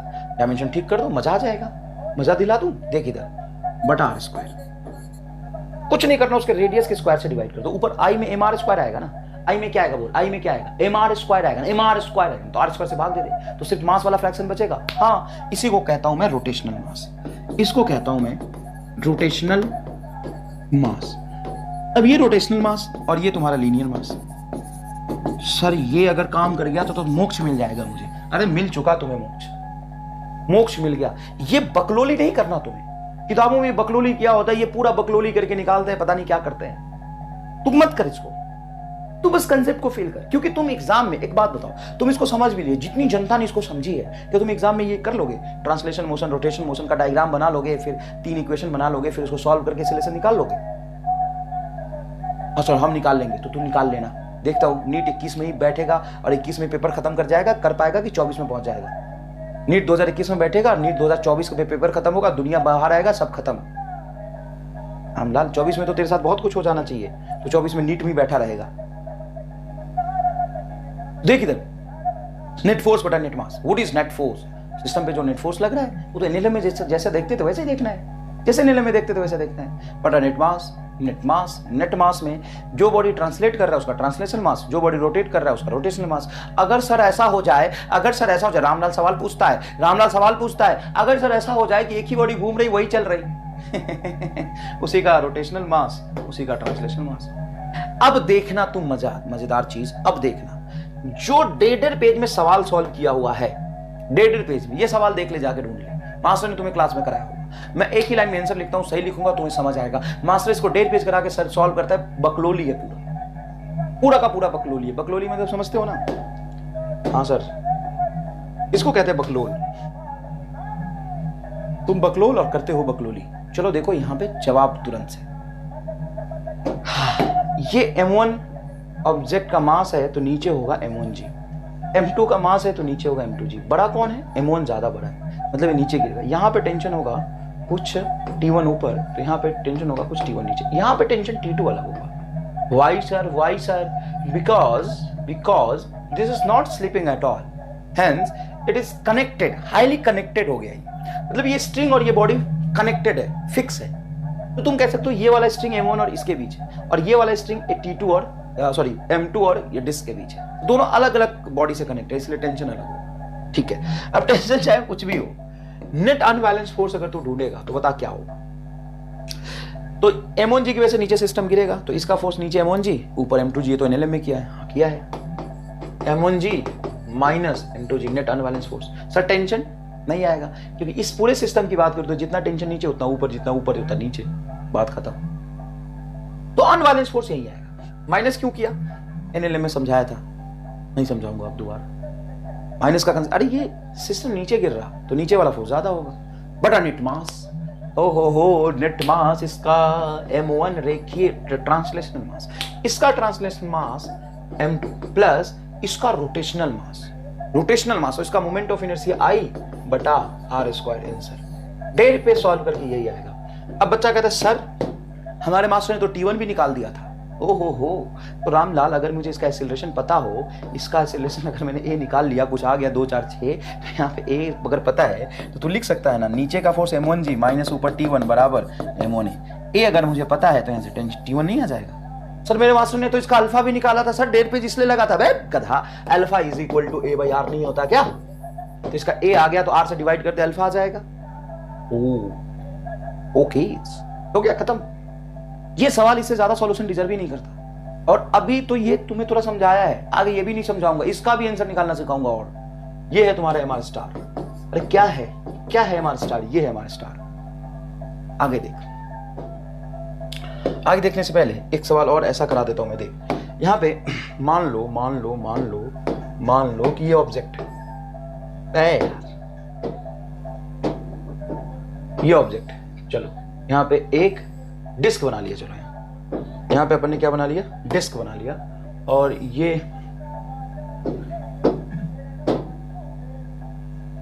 ये सरफेस रख दिया अपन ने एक। इस सरफेस के कोने पे यहां पे डिस्क हिंज करूंगा मैं, ऐसे यहां पे हिंज कर दिया। ठीक है बेटा, चिंता मत करो, बढ़िया सवाल बना रहा हूं। ऐसे कर दिया। अरे बॉस जबरदस्त, जबरदस्त। यहां पे एक ब्लॉक रख दिया मैंने। लो भाई, तगड़ा ब्लॉक। और यहाँ पे एक दूसरा ब्लॉक हिंज कर दिया, ठीक है भाई रामलाल। और एक लिया मैंने यहाँ से रस्सी और इसको ऐसे कनेक्ट कर दिया और इसको इससे कनेक्ट कर दिया। ये रहा तेरा M1, ये है कैपिटल M, R और I। यहाँ पे mu is sufficient, friction coefficient is sufficient, और ये M2। अब इसमें बहुत सारी चीजें पूछ सकता है। यहाँ पे फ्रिक्शन दे दिया, इसका मास भी दे दिया है। ये स्ट्रिंग आइडियल नहीं है, नॉन आइडियल है, सॉरी ये पुल्ली नॉन आइडियल है, मतलब पुल्ली का मास भी है, पुल्ली का मोमेंट ऑफ इनर्शिया है, रेडियस है और फ्रिक्शन सफिशिएंट है। ऐसे लेसन लिखो, बताओ क्या करोगे। नेट फोर्स बटा नेट मास। मुझे भरोसा है 80% जनता को तो मैं सिखा चुका, बाकी 20% जनता को ही मुक्स मिल जाएगा, थोड़ा सा सब्र करो। बताओ नेट फोर्स, तो सर इस पे लगेगा नीचे M1G, यहाँ पे जो T1 लगी वो T1 यहाँ पे भी लगी, और यहाँ पे जो T2 लगी वो यहाँ पे भी T2 लगी, तो नेट फोर्स टेंशन 0 आ जाएगा सिस्टम पे, और यही बचेगा सिर्फ M1G। सिर्फ अकेला M1 ही कर पाएगा सब कुछ, हाँ, क्योंकि इसका जो M2G नीचे लगेगा उसको ये नॉर्मल बैलेंस करेगा। यहाँ पे हिंज है ये, तो इसका जो कैपिटल MJ नीचे लगेगा उसको भी हिंज पॉइंट का नॉर्मल बैलेंस कर लेगा, और इसमें भी इस पे टॉर्क देखना है तो T1 और T2 का टॉर्क लगेगा। नेट फोर्स तो यही आएगा बटा net mass M1 plus M2 plus I by R square. इसका ट्रांसलेशन मास M1, इसका translation mass M2 plus moment of inertia I बटा R स्क्वायर। ये है आंसर। क्या है आंसर? ये है आंसर। इसको कहते हैं हमारे स्टार। अरे काबा, फिजिक्स में काबा। समझ आया कि नहीं आया बताओ। आगे देखो सवाल। अब मैं तुम्हें सवाल कराता हूं एम्स 2017। बहुत खुशी होता है जब मैं टीचर्स को क्लास में इसको कराते हुए देखता हूँ। खूब संघर्ष करते हैं साहब, खूब बकलोली करते हैं, खूब संघर्ष करते हैं, संघर्ष करा करा के आंसर लाते हैं। अब तुम कहोगे सर आप रोटेशन मोशन में सीधा एसएसएम में चले गए, हम तो नहीं पढ़े हैं। अबे युगांडा की घाटी में फेंक दूंगा, वहां पे अंधेरी नगरियों में जीता रहेगा। तू ड्रॉपर का है, और ये याद रख, तू ड्रॉपर का है, तू ड्रॉपर है, याद रख। क्रैश कोर्स में पढ़ रहा है, 12th में भी पढ़ा है, तो 11th पढ़ चुका है ये बात। अब सुन, एसएचएम का एक सवाल पूछा था कि स्ट्रिंग से कनेक्ट किया, ये स्ट्रिंग से ऐसे कनेक्ट किया, और ये साहब ऐसे घुमा घुमा के एक स्प्रिंग लगा दिया, और एम मास का ऑब्जेक्ट कनेक्ट किया, स्प्रिंग कांस्टेंट इसका के। ये जो डिस्क है वो नॉन आइडियल है। यहाँ पे mu is sufficient, mu friction coefficient is sufficient, इसका मास है m, radius r, moment of inertia है I। अब इस ब्लॉक को x डिस्टेंस नीचे खींच के छोड़ दिया। जैसे मैं नीचे खींच के छोड़ा तो ये नीचे थोड़ा इलोंगेट होगा ना, ये नीचे खींचेगा थोड़ा इलोंगेट होगा, और ये ऊपर से भी इलोंगेट होगा क्योंकि नेट लेंथ इसका बड़ा, तो ये ऐसे थोड़ा सा नीचे खींच के आएगा, इसको घुमा देगा क्योंकि रस्सी स्लिप तो कर नहीं सकता। देखो स्ट्रिंग जो है वो स्लिप तो कर नहीं सकता। देखो ऊपर डिस्क में कैसा बनेगा, ऐसा देखो, इसका चेहरा देखो, इसका चेहरा देखो, तुम्हें बताता हूं, ऐसे समझो, ऐसे समझो, ये समझना, सॉरी ये समझना, ये समझना। वो क्या रहा है कि यहां पे मान लो स्प्रिंग है, तो ये ऐसे ऐसे ऑसिलेट करेगा। देखो कैसे ऑसिलेट कर रहा है, फील कर इस बात को, कैसे ऑसिलेट कर रहा है। ब्लॉक को नीचे खींच के छोड़ूंगा तो स्प्रिंग खींचेगा, तो उसको ऊपर खींचेगा तो ब्लॉक नीचे चला गया। जब ब्लॉक ऊपर आएगा तो इस पर रस्सी स्लिप नहीं कर सकता, ऐसे आएगा। मतलब ये क्या कर रहा सर, ट्रांसलेट कर रहा। ये पुल्ली क्या कर रहा, रोटेट कर रहा। तो सब में तो यही करता है। एक नया कौन है इसमें, नया क्या चीज आ गया, नया क्या है सर, एनएलएम में नहीं करता। हाँ तो एनएलएम में नहीं करता, यहां तो करेगा। अगर इसका मास दिया m, r और I, और पूछा टाइम पीरियड, नहीं फ्रीक्वेंसी पूछा था, लेकिन अपन टाइम पीरियड निकाल ले तो वही बात है, फ्रीक्वेंसी भी निकाल दूंगा, उल्टा हो जाएगा, कोई खास बात नहीं। इसका कैलकुलेशन 1.5 पेज में करते हैं साहब, 1.5 पेज करके देख लेना, नेट पे सवाल ढूंढ लेना, मिल जाएगा। एम्स 2017 का सवाल है। ठीक है सर, आप करके दिखाओ। लो, मैं करके क्या दिखाऊं बे, मैं करके नहीं दिखाता, मैं सीधा रिजल्ट देता हूं। करके तो दुनिया करती रहती है, करने से कुछ नहीं होता, कर देना होता है सीधा। देख, बकलोली नहीं करना, सीधा आंसर दे। T = 2 pi root under m by के।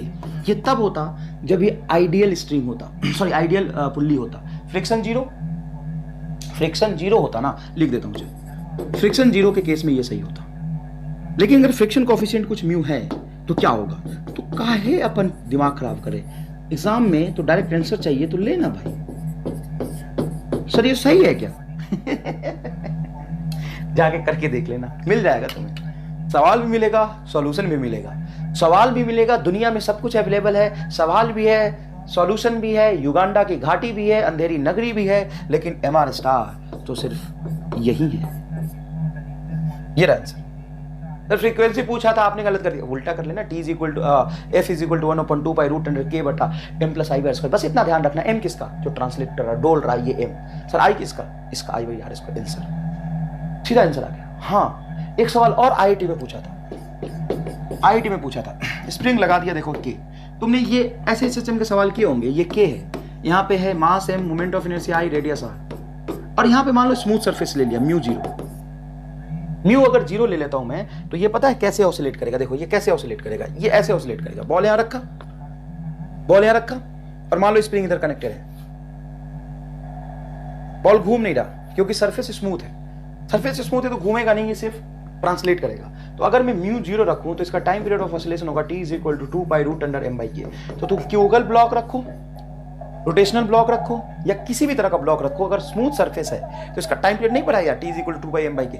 अब अगर ये सफिशिएंट फ्रिक्शन है तो टाइम पीरियड होगा t is equal to 2 pi root under m, किसका मास, इसका मास, इसी का मोमेंट ऑफ इनर्शिया बटा r square divided by k। Answer है साहब, आंसर है। अरे क्या है ये, आंसर है। लो भैया, रोटेशन से SSM तक की कहानी में mr स्टार ही mr स्टार है। बताओ तुम्हें समझ आया कि नहीं? सर नहीं समझ, तो नहीं, समझना भी नहीं है, हर चीज समझ लेगा क्या, इतनी औकात क्या तुम्हारी? लो ना, आंसर निकल जाएगा। समझना है, लेना, समझाया नहीं थे क्या? नहीं सर आप समझाओ, मुझे समझना है। तो मैं यहाँ पे क्या कीर्तन कर रहा था, यहाँ पे क्या कर रहा था? हर एक चीज को 10 मिनट लगा के हर एक चीज को फील कराया तुम्हें, रस्सी लेके दिखाया कि कैसे यहाँ पे स्लिपिंग नहीं हो रहा, क्या हो रहा है, NLM में क्या था, ये समझाया नहीं है क्या? कूट दूंगा। ये भी बहुत अच्छे से समझाया है ना, बहुत अच्छे से समझाया, लेकिन सर एक ही बार समझाया है, एक सवाल और ऐसा समझा के कराओ, क्रैश कोर्स है, ये ध्यान रखना। समझाया ना, बहुत अच्छे से समझाया, और यहाँ पे आंसर लिखना भी सिखाया है। तो जैसी तुम्हारी मर्जी वैसा करो। देखो हर एक सवाल को देखो, यहाँ पे करा है, ये भी करा है। अब चलो सवाल करते हैं सीधा कि एग्जाम में क्या पूछा जाता है, उसको आंसर कैसे निकालेंगे। नीट का पूछा हुआ सवाल है, a disc of mass m and radius r, m mass का डिस्क है, r रेडियस है, free to rotate about its centre as shown in a figure, a string is warped over its rim and block. हर case में यही होता है, यही कहानी है कि वाप ले लो, रस्सी घुमा घुमा के लपेट दिया, कर दिया। m attach to the free end of the string, ये स्मॉल m ब्लॉक का मास फ्री एंड पे अटैच कर दिया, एंड रिलीज्ड, देखो रिलीज कर दिया। एक ही लाइन में आंसर निकाल दूंगा, देखो अभी, the speed of the block and it reaches through the height h. Speed बुझ लिया सर, खोपचे में आ गए आप, मैं नहीं आता खोपचे में, देख इधर। एच हाइट चलने के बाद इसकी वेलोसिटी पूछी से, क्या पूछी से, इसकी वेलोसिटी पूछी से। कोई बात नहीं, जब इसको रिलीज किया था तो वेलोसिटी क्या रहा होगा, बोल 0। जैसे इसको रिलीज किया तो वेलोसिटी 0। कितने एक्सीलरेशन से नीचे चलेगा वो निकाल लेता तो आंसर आ जाएगा। अब एक्सीलरेशन देख, ए बराबर नेट मास, नेट पुलिंग फोर्स बटा नेट मास। नेट पुलिंग फोर्स इसका mg आएगा, बस टेंशन तो आएगा नहीं क्योंकि इंटरनल है, जितना टेंशन T ऊपर उतना ही टेंशन T नीचे, तो कैंसिल हो जाएगा। ठीक है सर। नेट मास, इसका मास m प्लस डिस्क है, ये क्या है बता, डिस्क है, और इसका भी मास स्मॉल m है, इसका भी मास स्मॉल m है। तो डिस्क का मोमेंट ऑफ इनर्शिया उसके सेंटर ऑफ मास के अबाउट क्या होता है, परपेंडिकुलर टू द प्लेन। यहाँ पे एक्सिस ऑफ रोटेशन पास कर रहा है, इसी के अबाउट डिस्क अपने सेंटर ऑफ मास के अबाउट घूम रहा है। तो ये हो जाएगा सर mr स्क्वायर बाई 2 बटा r स्क्वायर। सर ये कहाँ से लाया? अरे यही तो लाया था डायमेंशन मैच कराने के लिए। तो ये m/2 से m से m कैंसिल निकल के कट जाएगा, तो a इज इक्वल टू आ जाएगा 2g/3। हाँ तो आ गया एक्सेलरेशन। तो वेलोसिटी आ गया v square minus u square बराबर 2ah। Third equation of motion लगाओगे, यहाँ पे u 0 हो जाएगा, तो v आ जाएगा तुम्हारा √2 मतलब 4gh/3 आंसर। 4 बाहर निकाल दोगे तो 2 हो जाएगा, 2√gh/3 आंसर। थर्ड आ गया, थर्ड आंसर आ गया। अब अगर इसके जगह पे डिस्क ना लगा के हॉलो स्फीयर लगा दो, सॉलिड स्फीयर लगा दो, सिलेंडर लगा दो, चल सिलेंडर लगा दो, सॉलिड सिलेंडर लगा दो, ये आंसर आएगा। सॉलिड सिलेंडर के लिए तो ये आंसर आएगा क्योंकि सॉलिड सिलेंडर का डिस्क का मोमेंट ऑफ इनर्शिया सेम होता है। अब तू खेलता रहा, हॉलो स्फीयर लगा दे, डिस्क लगा दे, कुछ भी लगा दे, ऐसे लगाएगा ये चलाएगा, ये लगाएगा ये चलाएगा, चलाता रहा। एक्सीलरेशन तो में निकालना आ गया, और अगर एक्सीलरेशन आ गया तो सब कुछ आ गया। सर इसका एंगुलर एक्सीलरेशन कैसे आएगा, a/r, alpha is equal to a/r। Tension कैसे आएगा? अबे रामलाल, मुझे नीचे का फोर्स पता है, मुझे इसका एक्सीलरेशन पता, तो नीचे वाला फोर्स mg माइनस t बराबर m है, a पता तो t आएगा, सब कुछ आएगा।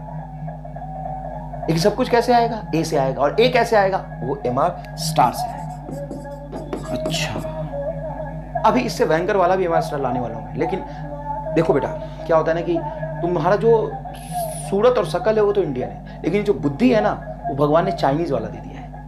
और वो कैसे? वो इसलिए कि तुम्हारे बुद्धि का ना जो रैम होता है, रैम समझते हो, रैंडम एक्सेस मेमोरी, वो निगेटिव में है। वो 20 GB 10 MB तो छोड़ो, निगेटिव में है तुम्हारा रैम। दो चीजें बताओ हैंग कर जाता है, अलबला जाते हो एकदम, अलबला जाते हो। अलबलाना मतलब समझते हैं? अलबला जाते हो एकदम, निगेटिव में रैम। तो थोड़ी एकदम प्रोसेसर इतना स्लो है ना तुम्हारा कि धीरे धीरे डोज दिया जाता है, धीरे धीरे डोज दिया जाता है। अचानक से अगर दो बातें बता दो तो हैंग कर जाते हो। इसीलिए मैंने अभी इतना सीखा सर, हमारे लिए तो यही बहुत बड़ी बात है। हाँ, यही बहुत बड़ी बात है सर। ये 1.5 पेज का सवाल जो आज तक कहीं कोचिंग में नहीं बताया गया वो मैं कर दूंगा। जाके दुनिया को बता दे, जो मिलता है ना नीट का बच्चा या मास्टर, सबको जाके बता दीजिए, सबको जाके बता। मैंने पहले ही बताया था कि जितने लोगों को बताओगे तुम्हें उसका कंसेप्ट, तुम एक बताओगे तुम्हें 4 आएगा। सर नहीं, बहुत लोग सोचते हैं मुझे तो MR स्टार मिल गया, मैं तो इसको छुपा के रखूंगा, अपने दोस्तों को बताऊंगा तो कंपटीशन बढ़ जाएगा। हमको तो MR स्टार मिल गया, मैं किसी को नहीं बताऊंगा। दोस्तों को बताया, किसी को बताया तो उसको भी पता चल जाएगा, वो भी कर लेगा तो कंपटीशन बढ़ जाएगा। ना ना ना ना ना, ऐसा नहीं करना। मैंने तुमको बताया है, मैं भी बताता हूं सबको। मैं तो टीचर को पकड़ पकड़ के बता दूं, लो ना। कई लोगों को लगता है कि नहीं अच्छा नहीं है, कोई बात नहीं, उनका जीवन खराब हो जाता है, वो अंधेरी युगांडा के अंधेरी घाटियों में भटकते रहते हैं। तो तुम्हें क्या करना है? युगांडा के अंधेरी घाटी में भटकना है कि नीट क्वालिफाई करना है? तो अगर नीट क्वालिफाई करना है तो समझना ढंग से,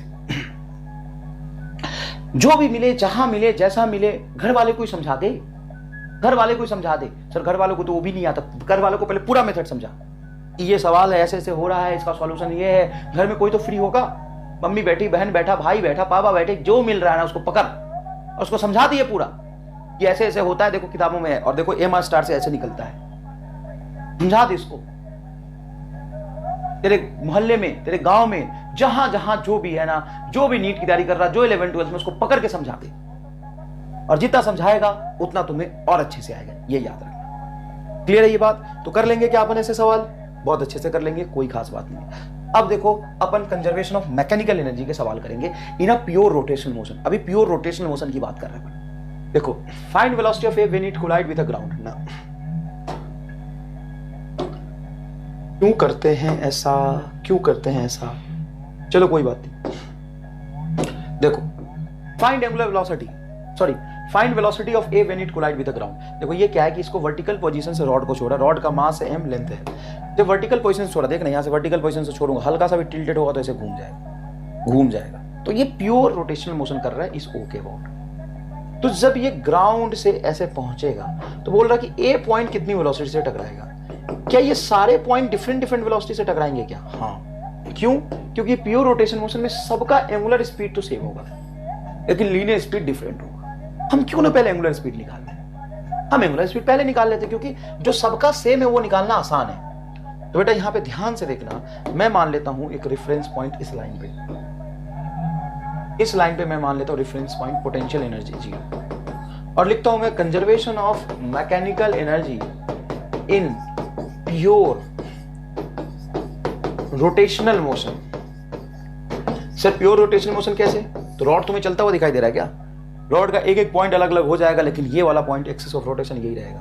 मतलब ये प्योर रोटेशनल मोशन है, फिक्स एक्सिस ऑफ रोटेशन है। तो यहां पे तुम लिखोगे कंजर्वेशन ऑफ मैकेनिकल एनर्जी, तो kinetic energy plus potential energy का इनिशियल वैल्यू बराबर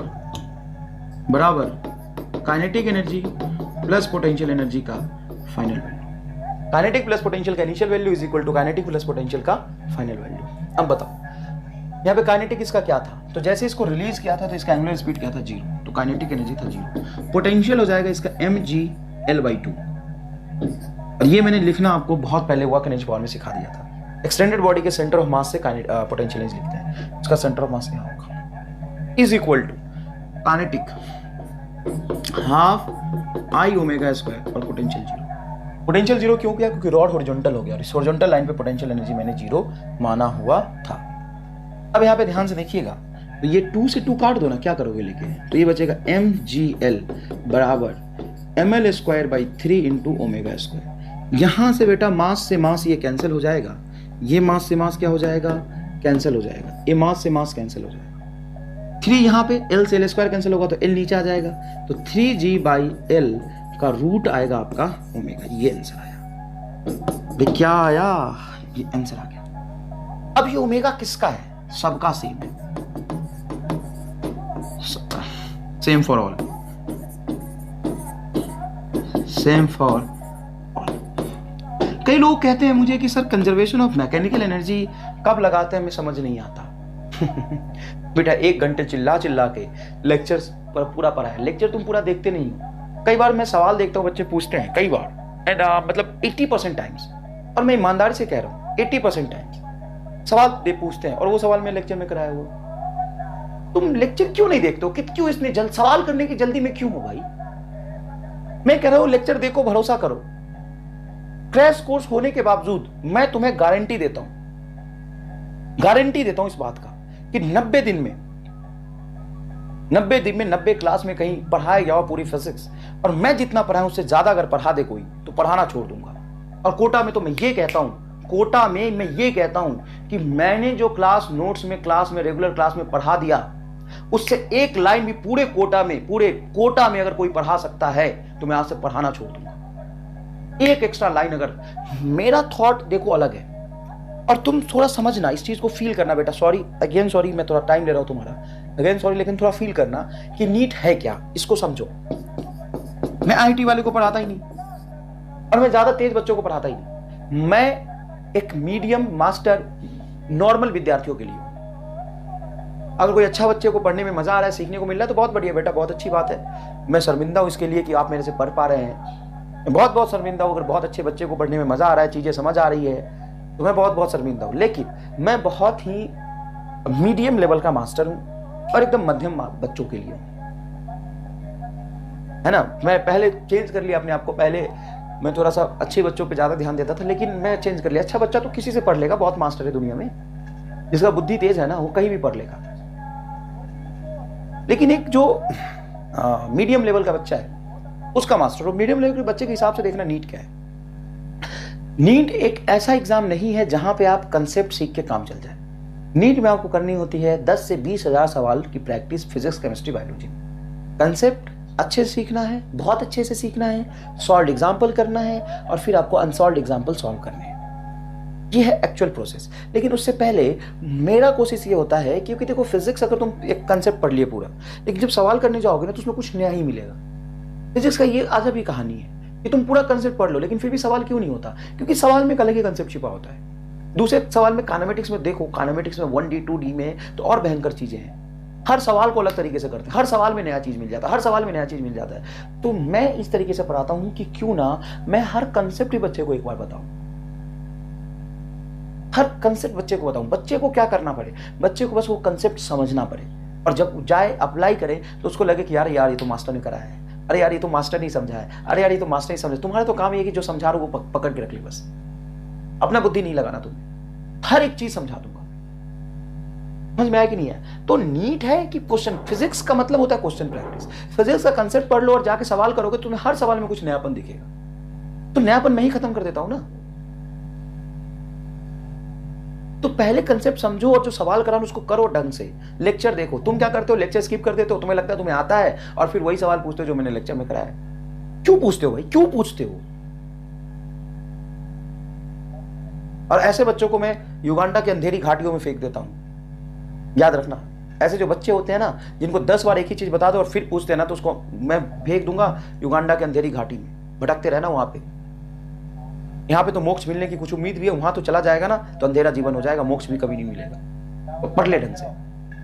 तो बता, क्या ये ओमेगा सबका सेम है? हाँ सर। अब देखो ये different radius, different particle different radius में घूम रहा है। तो लीनियर स्पीड की अगर बात करेंगे तो v a की स्पीड हो जाएगी a की रेडियस इंटू ओमेगा। a का रेडियस क्या होगा? l इंटू ओमेगा, ओमेगा हो जाएगा 3g/l। आंसर आ गया, कोई खास बात नहीं, आंसर आ गया। अच्छा सर, अगर सेंटर ऑफ मास की स्पीड पूछती तो सेंटर ऑफ मास का हो जाता l/2 √3g/l। ये आंसर आ जाता, ये सेंटर ऑफ मास का आंसर आ जाता। समझ आया बहुत अच्छे से, कोई खास बात नहीं है, ये है तुम्हारा आंसर।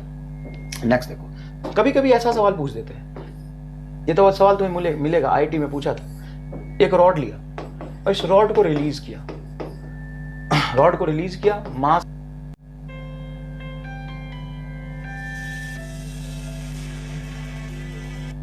सेम था, लेंथ एल था, रॉड को यहाँ से रिलीज किया और फिर पूछते हैं कि साहब बताइए जब ये थीटा एंगल घूम जाएगा उस समय इसका एंगुलर स्पीड क्या होगा। तो क्या करना अपने को, सीओमी करना है, लेकिन सीओमी करना इतना आसान तो नहीं होगा, लेंदी होगा थोड़ा सा। हाँ सर लेंदी तो हो जाएगा सीओमी, आंसर भी आएगा कुछ ना कुछ। अब आंसर क्या आएगा, देखो आंसर तुम्हारा कुछ आएगा रूट अंडर 3g/l टाइप है ना कुछ, 3g/l 1 माइनस कॉस थीटा, कुछ ऐसा आंसर आएगा, कुछ ऐसा आंसर आएगा।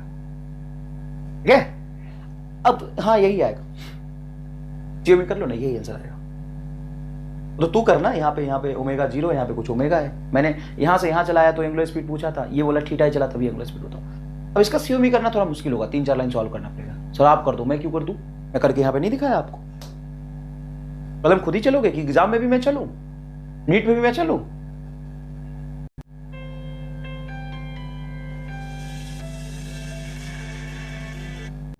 बस बैठ जाना, मैं लिख दूंगा पेपर, यही तो काम है मेरा, कलम घसना। 4 लाइन लिख यहां पे ध्यान से और ये आंसर आएगा। और इसको महसूस कर कि फाइनल एग्जाम में अगर ये सवाल आ गया तो अपने को सॉल्व नहीं करना। क्यों नहीं करना, देख यहां पे बताता हूं। ये रॉड ऐसे वर्टिकल था और पूछा कि जब ये रॉड थीटा एंगल चल जाएगा तो एंगुलर स्पीड बताओ, कितना थीटा चल जाएगा, 30 डिग्री, 40 डिग्री, 45 डिग्री, 60 डिग्री, कितना तो थीटा चल जाएगा। कितना थीटा, तो 60 भी हो सकता है, 45 भी हो सकता है, थीटा का आंसर है। अगर 0 हुआ तो ओ माय गॉड, तो ओमेगा सब 0। क्यों, मैं बोल रहा हूं यहां से थीटा एंगल चला, यहां से मैं रिलीज कर रहा हूं, एंगुलर स्पीड 0, जब थीटा चलेगा तो एंगुलर स्पीड बताओ। थीटा कितना है, 0 है, तो यहां से 0 डिग्री से एंगुलर स्पीड बताओ, यहीं पे 0 है, 0 डिग्री चला तो एंगुलर स्पीड बताओ। अबे रामलाल 0 होगा और वही ऑप्शन सही होगा जिसमें थीटा को 0 रखने से ओमेगा 0 आ रहा है। बस बात खत्म, कहानी खत्म, सवाल खत्म। नहीं आया, आएगा भी नहीं, तुम्हें देख यहाँ पे। अब 4 ऑप्शन देख कैसे होंगे। पहला ऑप्शन तो ये होगा, थीटा को 0 रखेगा, cos 0 क्या होता है 1, 1 माइनस 1 0, आंसर आ गया। दूसरा ऑप्शन होगा 1 प्लस cos थीटा, गलत प्रूफ हो जाएगा। कैसे, 1 माइनस 1 0 होगा, 1 प्लस 1 तो 2 आ जाएगा ना, तो थीटा 0 पे ओमेगा 0 आना चाहिए, लेकिन ये आ जाएगा तुम्हारा 6g/l, रूट 6g/l, गलत हो गया। 1 प्लस साइन थीटा होगा, वो भी गलत हो गया। tan थीटा भी हो सकता है, और जबरदस्त चीज सिखा दो, देख यहां पे आंसर में tan थीटा कभी नहीं आ सकता। दूसरा एमआर स्टार देख, और इसको महसूस कर, एमआर स्टार कुछ खास कंसेप्ट नहीं, मैं कुछ नहीं बता रहा, मैं तुम्हें तो एक सोच है। मैं बच्चों को कहता हूं एमआर स्टार एक सोच है, बच्चा रिप्लाई करता नहीं सर एमआर स्टार एक चमत्कार है। अब तुम्हारे जीवन के लिए तो चमत्कार है ही। अब देख यहां पे चमत्कार देख, इसका आंसर में tan थीटा कभी नहीं आ सकता। आंसर में tan थीटा कभी नहीं आ सकता। अंग्रेजी में बोल देता हूं, tan theta will never come in this type of question. तो भोजपुरी में लिख ले, यहां पे tan थीटा कभी ना आई। अरे काहे ना आई, वो तो सीख, इसलिए ना आई कि tan 90 अगर रख दिया जाए तो इनफाइनाइट होता है। अब तुम यहां से छोड़ोगे, क्या तुम उम्मीद कर सकते हो कि जब ये हॉरिजॉन्टल हो जाएगा या वर्टिकल हो जाएगा, यहां से छोड़ा घूम के यहां आया, यहां से छोड़ा घूम के यहां आया, यहां से छोड़ा घूम के यहां आया, तो tan 90 तो इनफाइनाइट होता है। क्या इनफाइनाइट एंगुलर स्पीड आ जाएगा? नहीं होगा, तो tan थीटा आंसर में नहीं आएगा। ले भाई, अब tan आएगा नहीं, मैंने समझा दिया, साइन आएगा नहीं, प्लस आएगा नहीं, तो बचा क्या आंसर में बता। इसको कहते हैं एमआर स्टार। समझ आ जाएगा यार, ठीक है। तो ऐसे सवाल आप कर लेंगे। अच्छा, कई सारे सवाल ऐसे भी पूछते हैं कि मान लीजिए कि यहां पे एक स्ट्रिंग को हिंज कर दिया, अब इसका एंगुलर स्पीड कितना होना चाहिए ताकि हिंज पे जो नॉर्मल रिएक्शन लग रहा है इस नॉर्मल की वैल्यू 0 हो जाए। Find omega so that n becomes 0। ये इसका सेंटर ऑफ मास है, यहां पे टोटल मास m, लेंथ है, टोटल मास m और लेंथ है। अब सुनना अच्छे से, एकदम अच्छे से। अगर मैं रामलाल को यहां बिठा दूं, रॉड के साथ चिपका दूं, तो रामलाल भी नॉन इनिशियल फ्रेम बन जाएगा। ये इस रॉड पे नीचे लगाएगा एमजी, ठीक है सर, नीचे लगाएगा नॉर्मल। ओहो सर, रॉड तो ऐसे ही यहाँ पे ऊपर वाले ऑब्जेक्ट ऊपर लगता है, चलो ऊपर लगा लो ना, और ऊपर ही लगाएगा जैसे ऐसे घूम रहा है। तो सेंटर ऑफ मास पे सेंट्रीफ्यूगल फोर्स ऊपर की तरफ लगाएगा एफ, और ये सेंट्रीफ्यूगल फोर्स हो जाएगा m omega square r/2। r/2 क्यों हुआ? क्योंकि हर पॉइंट पे सेंट्रीफ्यूगल फोर्स उसके मास की वजह से लग रहा है, तो सेंटर मास पे लगा लो m ओमेगा स्क्वायर L/2। यहाँ से डिस्टेंस रेडियस सेंटर मास का रेडियस तो L/2 है ना, m ओमेगा स्क्वायर L/2, बस ये। और तुम कह रहे हो कि नॉर्मल 0 हो जाएगा, तो ऊपर वाला फोर्स नीचे के बराबर हो जाएगा, तो m ओमेगा स्क्वायर L/2 बराबर हो जाएगा mg। तो यहाँ से m से m क्या हो जाएगा, कैंसिल, m से m कैंसिल, तो ओमेगा इज इक्वल टू आ जाएगा 2g/L का रूट। ये ओमेगा हो गया, कोई खास बात नहीं है, फोर्स तो सही लिखा है ना, m ओमेगा स्क्वायर r, कोई खास बात नहीं, ये आंसर आ गया √2g/L। अरे भाई ऊपर का फोर्स जैसे घूमेगा रोटेशनल मोशन में तो सेंट्रीफ्यूगल फोर्स ऊपर लगेगा, तो बस इतना ध्यान रखो कि सेंट्रीफ्यूगल फोर्स सेंटर मास पे लगा लेंगे, हर पॉइंट पे लग रहा है, सेंटर मास पे नेट आ जाएगा, जैसे mg भी हर पॉइंट पे लगा, तो यहाँ पे mg लगा ना, नीचे mg, ऊपर centrifugal force m omega square r। ठीक है बेटा, अब आते हैं अपन रोलिंग मोशन। रोलिंग मोशन का आज इंट्रोडक्शन में कराऊंगा, नेक्स्ट लेक्चर में जबरदस्त वाला एमआर स्टार सिखाऊंगा, जिससे तुम्हें ये सारी चीजें समझने की जरूरत नहीं पड़ेगी, सीधा आंसर आएगा, जितने सवाल पूछे आज तक सीधा आंसर आएगा। लेकिन फिर भी बेसिक कंसेप्ट हमें पता होना चाहिए, तभी वो लगाने में तुम्हारी जो कंसेप्ट होगी, जो फ्रीक्वेंसी होगी, वो ज्यादा अच्छा होगा। तो समझते हैं प्योर रोलिंग, जैसे प्योर रोलिंग नहीं, सॉरी, रोलिंग मोशन में ऑब्जेक्ट के पास ट्रांसलेशन और रोटेशन दोनों होता है, ट्रांसलेशन और रोटेशन दोनों होता है। ट्रांसलेशन मैंने मोशन बहुत अच्छे समझाया, मान लो ऑब्जेक्ट है, इसका स्पीड है v1, इसका स्पीड है v2, ये सेंटर ऑफ मास पे अगर मान लो तो इसका स्पीड है vcm, क्योंकि ये कहाँ पे, सेंटर ऑफ मास पे। मान लो यहाँ पे कोई ऑब्जेक्ट है, तो इसकी वेलोसिटी हो जाएगी आपकी v2, देखो ये v1, ये v2, ये v3, ये v सेंटर ऑफ मास, ऐसे सबकी वेलोसिटी एक जैसी है, सबका नेट वेलोसिटी एक जैसा है। तो अब सबकी वेलोसिटी एक जैसी है, तो मैं ये लिख सकता हूँ क्या, v1 बराबर v2 प्लस v3 बराबर v4 बराबर vcm। हाँ, सबकी वेलोसिटी vcm के बराबर है, ठीक है। अब एक ऑब्जेक्ट है, इसको एरो नहीं दिया था मैंने, प्लस लगाना था यहाँ पे, कोई बात नहीं। अब एक ऑब्जेक्ट है जो प्योर रोटेशन मोशन कर रहा है, लेकिन प्योर रोटेशनल मोशन किसी पॉइंट के अबाउट होता है, किस पॉइंट के अबाउट है, तो प्योर रोटेशनल मोशन अबाउट, ये लिखना बहुत जरूरी है, अबाउट सेंटर ऑफ मास, इसके अबाउट, यहाँ पे सेंटर ऑफ मास के अबाउट ये प्योर रोटेशनल मोशन में, देखो ये रहा इसका सेंटर ऑफ मास, इसके अबाउट प्योर रोटेशनल मोशन में, ठीक है। Each point have a same angular velocity, yes, each point have a same angular velocity, and each point is moving on a circular path having different radius। अब ये वाला तो इसी circular path में घूमेगा, यहाँ पे कोई पॉइंट है तो इस सर्कुलर पाथ में घूमेगा, यहाँ वाला इस सर्कुलर पाथ में घूमेगा, यहाँ वाला इस सर्कुलर पाथ में घूमेगा, सारे अलग अलग सर्कुलर पाथ में घूमेंगे, सबका एंगुलर वेलोसिटी सेम होगा, ω1 बराबर ω2 प्लस ω बराबर ω3 एंड ऑल।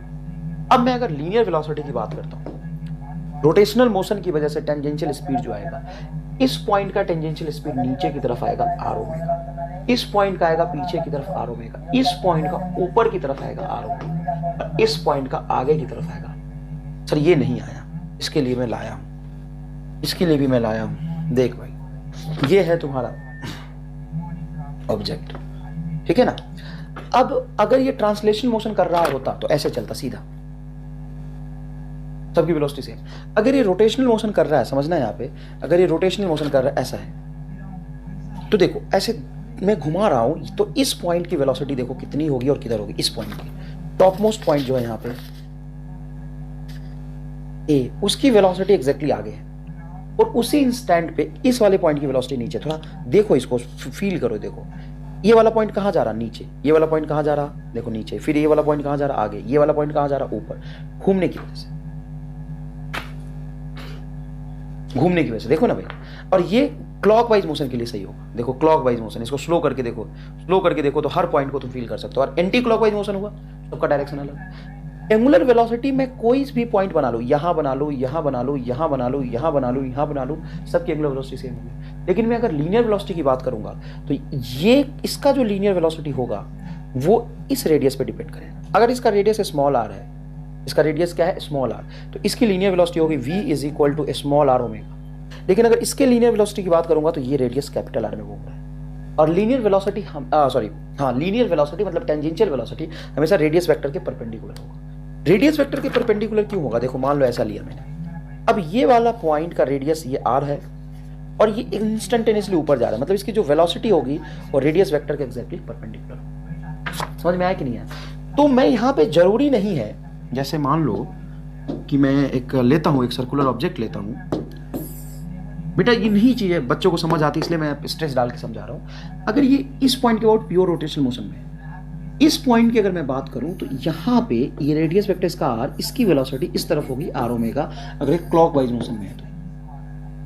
इस पॉइंट की मैं बात करूं ना, इस पॉइंट पे यहां पे कोई ऑब्जेक्ट ले लेता हूं तो ये हो गया इसका रेडियस स्मॉल r, तो इसके परपेंडिकुलर इधर होगा वेलोसिटी v बराबर स्मॉल r ओमेगा। अगर मैं कोई पार्टिकल यहां लेता हूं तो इसकी वेलोसिटी इस तरफ होगी, ये होगा इसका कोई मान लो रेडियस r1। अगर मैं यहां पे पॉइंट की लूं तो ये r डिस्टेंस पे, समझ रहे हो? तो ये लीनियर स्पीड लीनियर मोशन से नहीं आया है, ये जो लीनियर स्पीड है टेंजेंशियल स्पीड है, ये रोटेशनल मोशन की वजह से आया। तो यहां पे रोटेशनल मोशन की वजह से सर्कमफ्रेंस पे यहां के एक पॉइंट लिया मैंने, जिसको नाम दे देता हूं, चलो नाम दे देता हूं, इसको नाम दे देता हूं ए, इसको नाम दे देता हूं बी सी डी। तो हर पॉइंट की जो स्पीड आया है आर ओमेगा, किसकी वजह से आया है? घूमने की वजह से आया, टेंजेंशियल स्पीड। टेंजेंशियल स्पीड घूमने की वजह से आया है। टेंजेंशियल स्पीड किसकी वजह से आया है? घूमने की वजह से। और अगर प्योर ट्रांसलेशन मोशन हो तो सबकी वेलोसिटी क्या होगी? सबकी वेलोसिटी क्या होगी? सेम, सबकी velocity same. Pure translation motion में क्या होता है? सबकी velocity same. And pure rotation motion में इसका एक पॉइंट फिक्स हो जाएगा। कौन सा पॉइंट फिक्स हुआ? सेंटर वाला। और ऐसे घूम के देख, समझा? अच्छा, सबसे ज्यादा तेज कौन चलता हुआ दिखाई दे रहा है इसमें? बता, ईमानदारी से बता, सबसे ज्यादा तेज कौन चलता हुआ दिखाई देगा? तेज मतलब घूमता हुआ नहीं, चलता हुआ। इसकी स्पीड सबसे ज्यादा होगी, इसकी स्पीड सबसे कम होगी, और सेंटर वाला तो रेस्ट में। ठीक है, अब ट्रांसलेशन करता हुआ ऑब्जेक्ट में थोड़ा सा रोटेशनल मोशन भी इन्वेंट कर दूं, वो भी सेंटर ऑफ मास के अबाउट। वो भी किसके अबाउट? सेंटर ऑफ मास के अबाउट। ए पॉइंट का वेलोसिटी, बी पॉइंट का वेलोसिटी, सी पॉइंट का वेलोसिटी सेम नहीं है सर। सबकी velocity r omega, speed r omega है, वेलोसिटी आर ओमेगा नहीं है। वेलोसिटी देखो, नीचे है, पीछे है, ऊपर, स्पीड सेम है। ठीक है, अब देखो दोनों को कंबाइन कर दूं अगर मैं, और फिर मैं बोल दूं कि ये आ गया आपका रोलिंग मोशन। सबसे पहला कंसेप्ट मैं यहां समझाना चाहूंगा, प्योर ट्रांसलेशन और प्योर रोटेशन मिलके प्योर रोलिंग नहीं बनता। Pure translation plus pure rotation मिलके प्योर रोलिंग नहीं बनता। Pure translation plus pure rotation मिलके रोलिंग बनता है। बस क्या बनता है? रोलिंग बनता है। सर प्योर रोलिंग क्यों नहीं बना? अब मान लो बॉडी में ट्रांसलेशनल इफेक्ट ज्यादा है, रोटेशन कम है, मतलब आगे ज्यादा जाना चाहता है, घूमना कम चाहता है, तो प्योर रोलिंग थोड़ी ना होगा। प्योर रोलिंग तब होता है जब दोनों की इंटेंसिटी सेम हो। अब मान लो कि इसके चलने की वजह से इसके हर पॉइंट की जो वेलोसिटी आएगी चलने की वजह से, वो आएगी v1 v2 v3 से जो भी था सबका vv था। अब मैं सबका नाम vcm रख देता हूं, क्योंकि v1 v2 v3 4 अलग अलग पॉइंट क्यों है? सबका वेलोसिटी तो बराबर है, सेंटर मास का जितना होगा सबका उतना ही होगा। तो सबको मैं जानबूझ के मैं vcm लिख देता हूं। vcm सेंटर ऑफ मास में vcm। ये मैंने कौन से पार्ट को रिप्रेजेंट किया अभी तक? सिर्फ ट्रांसलेशनल मोशन। ट्रांसलेशनल मोशन की वजह से हर पॉइंट vcm से चल रहा। ठीक है सर। रोटेशनल मोशन की वजह से यहां पे जो टेंजेंशियल स्पीड आएगा इस पॉइंट को ऊपर आएगा आर ओमेगा, क्लॉकवाइज मोशन अगर है तो। इसका पीछे आएगा आर ओमेगा, इसका नीचे आएगा आर ओमेगा, और इसका आगे ही आएगा आर ओमेगा। हाँ सर, ये रोटेशन अब इसके साथ ओवरलैप हो गया। बहुत आसान बात है। अब अगर यहां पे ध्यान से देखो तो नीचे वाले पॉइंट की वेलोसिटी जो ग्राउंड पे कांटेक्ट में होगा, उसका आगे चलने की वजह से vcm और पीछे चलने की वजह से आर ओमेगा, तो ये सबट्रैक्ट होगा, ये ऐड होगा, ये भी ऐड होगा, यहाँ पे ये भी ऐड होगा, मतलब ये भी ऐड करना है लेकिन डायरेक्शन पीछे होने से सबट्रैक्ट होगा। एक पॉइंट पूरे बॉडी में ऐसा है जिस पे रोटेशन का कोई फर्क नहीं पड़ा। आफ्टर इन रोलिंग मोशन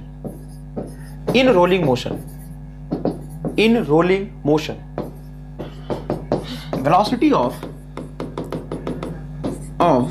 एक ऐसा पॉइंट है जिस पर रोटेशन, मतलब ट्रांसलेशन में रोटेशन इंपोज हो गया, बॉडी रोलिंग मोशन में आ गया, लेकिन एक पॉइंट ऐसा है जो मानने को तैयार नहीं, बोल रहा है कि मैं तो प्योर ट्रांसलेशन वाला ही रहूंगा, चाहे तुम कितना रोटेशन इन्वेंट कर दो, मुझे पे फर्क नहीं पड़ रहा।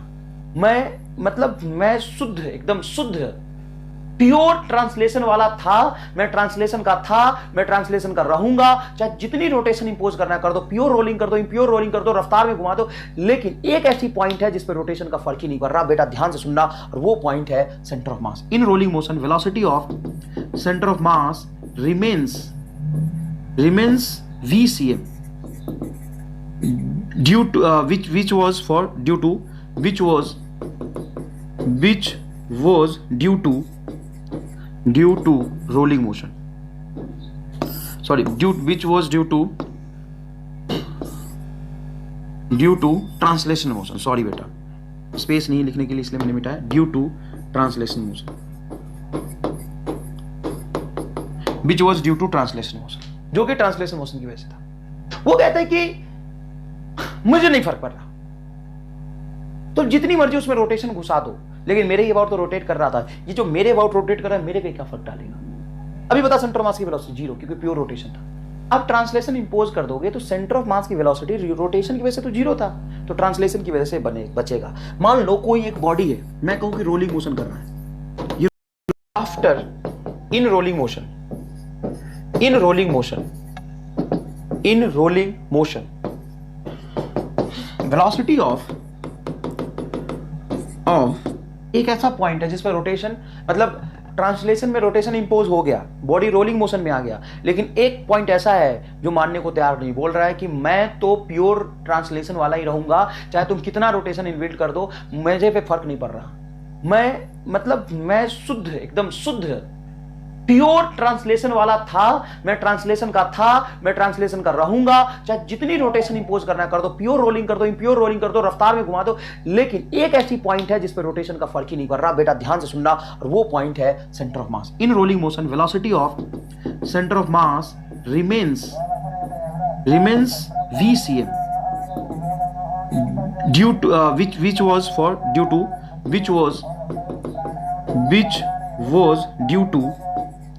due to rolling motion, sorry, which was due to translation motion, sorry बेटा स्पेस नहीं लिखने के लिए इसलिए मैंने मिटाया, due to translation motion, which was due to translation motion, जो कि ट्रांसलेशन मोशन की वजह से था। वो कहता है कि मुझे नहीं फर्क पड़ रहा, तो जितनी मर्जी उसमें रोटेशन घुसा दो, लेकिन मेरे अबाउट तो रोटेट कर रहा था, ये जो मेरे अबाउट रोटेट कर रहा है मेरे पे क्या फर्क डालेगा।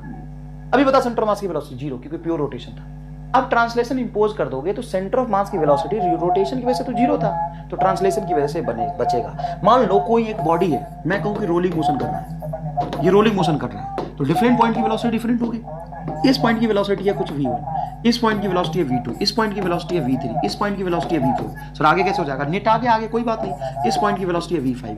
अब ट्रांसलेशन मोशन का वेलोसिटी कितना होगा, तो ट्रांसलेशनल मोशन की वजह से जो वेलोसिटी होगा वो सेंटर ऑफ मास का होगा, वो तो v1। अगर रोलिंग मोशन करता हुआ ऑब्जेक्ट को तुम देखो और उसमें से तुम्हें ट्रांसलेशनल को पहचानना है, इसके नेट वेलोसिटी को तुम देखो और इसमें से ट्रांसलेशनल को पहचानना है, तो किसको देख के ट्रांसलेशन का एहसास होगा, सेंटर ऑफ मास को, क्योंकि सेंटर ऑफ मास का जो नेट वेलोसिटी होता है ट्रांसलेशन वाला ही रहता है, उसमें रोटेशन का कोई फर्क नहीं पड़ता। बहुत इंपॉर्टेंट बात है बेटा, इसी वजह से बच्चे को नहीं बताया जाता, इसलिए कंफ्यूजन होता है उसको, ये बातें कहीं नहीं लिखी हुई नहीं मिलती आसानी से। अब आगे देखो सर, अगर ऐसा है तो अच्छी बात है सर, कोई बात नहीं, ऐसा है तो एक काम करते हैं, यहां देखते हैं। अब देखो जो कांटेक्ट पे पॉइंट है, क्या बेटा, कांटेक्ट पे पॉइंट है, उसको मैं अगर ध्यान से देखूं, ये कांटेक्ट पे पॉइंट है, उसको अगर मैं ध्यान से देखूं तो इसका ट्रांसलेशन की वजह से आगे था वेलोसिटी, इसका भी ट्रांसलेशन की वजह से आगे था, इसका भी ट्रांसलेशन की वजह से आगे था, इसका भी ट्रांसलेशन की वजह से आगे था, इसका भी ट्रांसलेशन की वजह से आगे था। मैंने सारे कौन से टर्म बनाए, ट्रांसलेशन वाले। रोटेशन की वजह से इसका पीछे था, इसका ऊपर था, क्लॉकवाइज है रोटेशन, तो इसका आगे था, इसका नीचे था, और इस पे कोई फर्क नहीं पड़ा था। बहुत सही, बहुत सही, इस पे कोई फर्क नहीं पड़ा था, यही तो कहानी है। अब मैं यहां पे ध्यान से देखूं तो आगे है तुम्हारा VCM, पीछे है R ओमेगा, ये है तुम्हारा VCM, ये आपका VCM, ये आपका R ओमेगा। सर एक ही फिगर दो बार बना लिया, हाँ बेटा कोई बात नहीं, अपन बना लेते हैं।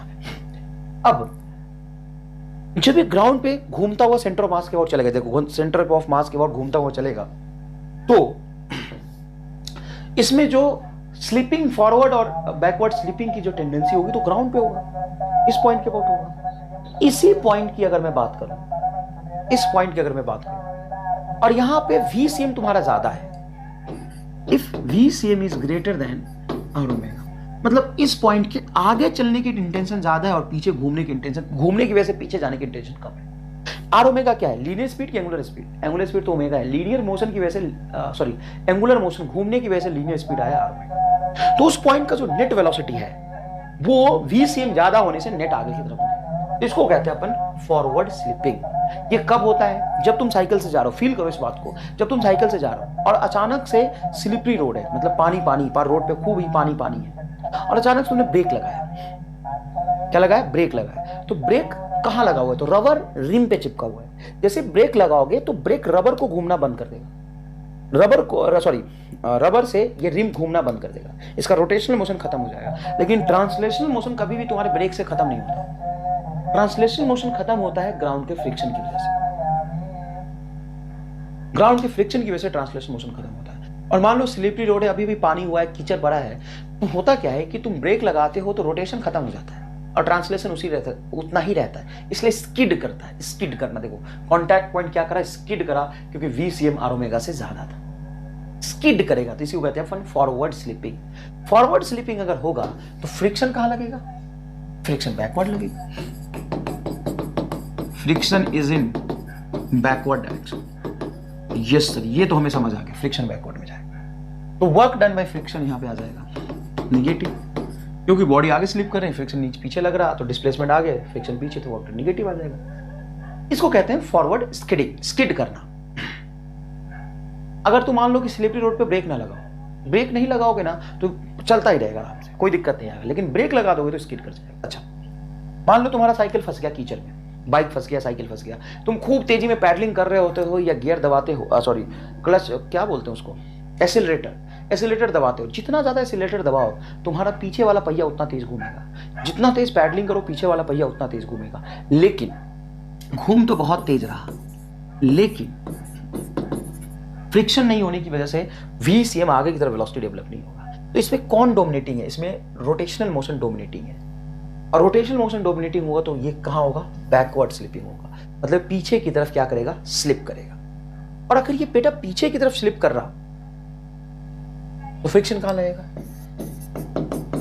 फ्रिक्शन लगेगा ये पॉजिटिव डायरेक्शन में। फ्रिक्शन कहां लगेगा? पॉजिटिव, आगे की तरफ फ्रिक्शन लगेगा। समझ में आया? अच्छा, और सुनो, अगर अपन ग्राउंड की बात करें, यहां पे जितना VCM है उतना ही आर ओमेगा हो जाए, आगे की तरफ VCM, पीछे की तरफ आर ओमेगा, तो इसको कहते हैं नो स्लिपिंग। और नो स्लिपिंग का ही नाम है pure rolling. Pure rolling motion का मतलब है कि जितना इसका ट्रांसलेशन मोशन की वजह से ग्राउंड पे जो पॉइंट है उसकी वेलोसिटी आगे होगी, रोटेशन की मोशन की वजह से उतनी ही वेलोसिटी इसकी पीछे होगी। रोटेशनल मोशन की वजह से वेलोसिटी आर ओमेगा और VCM बराबर आर ओमेगा हो गया। ये V बराबर आर ओमेगा फॉर्मूला नहीं है, ये रोटेशन की वजह से आया है और ये ट्रांसलेशन का है। रोटेशन की वजह से जो ट्रांसलेशन स्पीड आया आर ओमेगा और VCM अगर बराबर हो गया तो इसी को कहते हैं नो स्लिपिंग, और नो स्लिपिंग का ही नाम दूसरा है प्योर रोलिंग मोशन। तो प्योर रोलिंग मोशन में होने के लिए क्या जरूरी है? कॉन्टैक्ट पॉइंट की नेट वेलोसिटी क्या होनी चाहिए? 0। देखो कॉन्टैक्ट पॉइंट ये ऐसे चल रहा, तो घूमने की वजह से इसकी वेलोसिटी पीछे और चलने की वजह से आगे, अगर ये दोनों बराबर हो जाए तो नेट वेलोसिटी क्या हो जाएगा? 0। तो इसी को कहते हैं अपन प्योर रोलिंग मोशन। अच्छा, प्योर रोलिंग मोशन में जो वेलोसिटी है बेटा वो नेट 0 हो जाएगी। तो इसमें फ्रिक्शन स्टैटिक लगेगा, क्योंकि जो कांटेक्ट पॉइंट है, और वर्क डन बाय फ्रिक्शन कैसा हो जाएगा? 0, क्योंकि जो कांटेक्ट पॉइंट है वो ट्रांसलेट नहीं कर रहा रेस्ट में, इंस्टेंटेनियसली ये पॉइंट रेस्ट में। तो ये जब स्लिप ही नहीं करा सरफेस पे, रेस्ट में है, तो फ्रिक्शन कैसा लगेगा? स्टैटिक। तो प्योर रोलिंग मोशन में फ्रिक्शन कैसा होता है? स्टैटिक, और उसका वर्क डन हो जाता है 0। ये याद रखने वाली बात है। अब आइए नेक्स्ट देखते हैं। बहुत बढ़िया डायग्राम बनाया है यहाँ पे, देखिए प्योर रोलिंग मोशन है, तो प्योर रोलिंग मोशन की वजह से इसकी वेलोसिटी देखो आगे क्या होगा? VCM, और ये क्या होगा? ये क्या होगा? VCM बोल्ड कर लो थोड़ा सा। हाँ बोल्ड करा सर, मरा तो लिखा आपने। देखो ये रहा आपका VCM और ये रहा आर ओमेगा, और तुम कह रहे हो कि VCM और आर ओमेगा बराबर होगा प्योर रोलिंग है, तो ये भी VCM ये भी VCM, तो नेट वेलोसिटी 90 डिग्री पे अगर दो वेलोसिटी को ऐड करोगे, दोनों का मैग्नीट्यूड सेम है, तो ये हो जाएगा √2 VCM। क्या होगा बोलो? √2 VCM। तो मैं यहाँ पे ना लिख के मैं काम करता हूँ, नेट वेलोसिटी इधर होगा, ये पॉइंट मान लेता हूँ A, और उसका वेलोसिटी निकाल दूंगा, ये आर ओमेगा है, और आर ओमेगा किसके बराबर होगा? VCM के बराबर। यहाँ पे आगे VCM, पीछे आर ओमेगा, यहाँ पे आगे VCM, ऊपर आर ओमेगा, यहाँ पे आगे VCM, ऊपर आर ओमेगा। ठीक है बेटा, अब मैं डिफरेंट पॉइंट नाम दे देता हूँ इसका। A है, मान लो ये B है, ये C है, ये D है, और नीचे सबकी वेलोसिटी निकाल देता हूँ। तो B पॉइंट की वेलोसिटी बोलो क्या होगा? 0 होगा, क्योंकि आर ओमेगा और VCM दोनों बराबर है। ये VCM और ये भी R ओमेगा VCM है, 90 डिग्री पे है, तो इस पॉइंट की जो वेलोसिटी होगी ए की वो होगा बेटा √2 VCM। अच्छा सर C का क्या होगा? तो C का आगे देखो VCM, ऊपर देखो R ओमेगा भी VCM के बराबर है, तो ये हो जाएगा √2 VCM। बस ऐसे पूछते हैं। अच्छा ऊपर देखो D पॉइंट पे देखो, तो D पॉइंट पे आगे बोलो VCM और ये भी VCM, तो क्या हो जाएगा बोलो? या तो 2 VCM लिख लो या 2 R ओमेगा लिख लो, एक ही बात है। या VCM लिख लो या R ओमेगा लिख लो, एक ही बात है, कोई खास बात नहीं है, कोई खास बात नहीं है। अच्छा यहाँ देखो, एक बढ़िया सवाल मैंने बनाया। मैं तुमसे पूछ रहा हूँ कि बॉडी प्योर रोलिंग मोशन में, वेलोसिटी लीनियरली वेरिएबल, बता दूंगा क्या होगा। बॉडी प्योर रोटेशनल मोशन में, तो इसका एंगुलर स्पीड है ओमेगा और सेंटर ऑफ मास की लीनियर वेलोसिटी है VCM। अब मैं बेटा तुमसे ये Q पॉइंट की वेलोसिटी पूछ रहा। Q पॉइंट की वेलोसिटी बताओ कितनी होगी अगर ये यहां से r/2 डिस्टेंस पे है। यहां से कितने डिस्टेंस है? r/2 डिस्टेंस पे। अब मैं इसका डायग्राम अलग ही बना के आंसर निकालता हूं ताकि तुम कंफ्यूज ना हो और आपको अच्छे से समझ आए। अच्छे से समझ में आने के लिए मैं इसका डायग्राम यहां बना लेता हूं, सॉल्व करने के लिए यहां बना लेता हूं। ये मैंने बनाया बेटा। अब यहां पे बताओ मुझे, ट्रांसलेशन की वजह से इसकी वेलोसिटी कितनी है? VCM, और रोटेशन की वजह से ओमेगा। अगर यहां पे कोई मैं पॉइंट लूं तो ट्रांसलेशनल मोशन की वजह से इसकी वेलोसिटी कितनी होगी? अगर मैं यहां पे कोई पॉइंट लेता हूं तो ट्रांसलेशन मोशन की वजह से इसकी वेलोसिटी कितनी होगी? सर आगे होगी VCM के बराबर। और रोटेशन की वजह से ये रेडियस वेक्टर के परपेंडिकुलर होगा पीछे। अब ध्यान से देखना, यहाँ पे मजा आने वाला है, तुम्हें चीजें समझ आएगी कि ट्रांसलेशन की वजह से हर पॉइंट का उतना ही वेलोसिटी होता है, तो इस पॉइंट का भी VCM आगे होगा। लेकिन रेडियस आधा है तो ये हो जाएगा R ओमेगा/2। R ओमेगा/2 मतलब VCM/2, क्योंकि R ओमेगा को VCM कहेंगे क्योंकि प्योर रोलिंग मोशन में, प्योर रोलिंग मोशन। तो Q पॉइंट की नेट वेलोसिटी जो आएगा, Q पॉइंट का नेट वेलोसिटी आगे VCM पीछे VCM/2, तो ये हो जाएगा आपका VCM/2, मतलब Q पॉइंट की वेलोसिटी VCM/2 आई। अच्छा P पॉइंट की अगर मैं बात करूं, P पॉइंट की बात करूं तो ये यहां पे है, ट्रांसलेशन की वजह से ऐड होगा, मतलब आगे होगा VCM, एंड रोटेशन की वजह से मैं देखूं तो ये भी आगे। ओ माय गॉड, तू यही रहना है यार। रोटेशन की वजह से मैं देखूं तो ये भी आगे होगा, क्यों? ऐसे घूम रहा तो आगे की तरफ होगा। ट्रांसलेशन की वजह से बताओ क्या होगा? Sir VCM। ट्रांसलेशन की वजह से होगा VCM। हर जगह ट्रांसलेशन की वजह से उतना ही रहता है। रोटेशन की वजह से जो ट्रांसलेशन स्पीड निकालोगे तो डिस्टेंस यहां से बस R/2 है, तो ये हो जाएगा VCM/2। तो नेट वेलोसिटी P पॉइंट का निकालोगे, जो यहां पे है P पॉइंट का होगा 3 VCM/2, 3 VCM/2। मतलब अगर मैं एक नया डायग्राम बना लूं बेटा, नया डायग्राम बना के मैं थोड़ा सा फील दिलाना चाहता हूं तुम्हें। ये मान लो मैं नया डायग्राम बना लिया,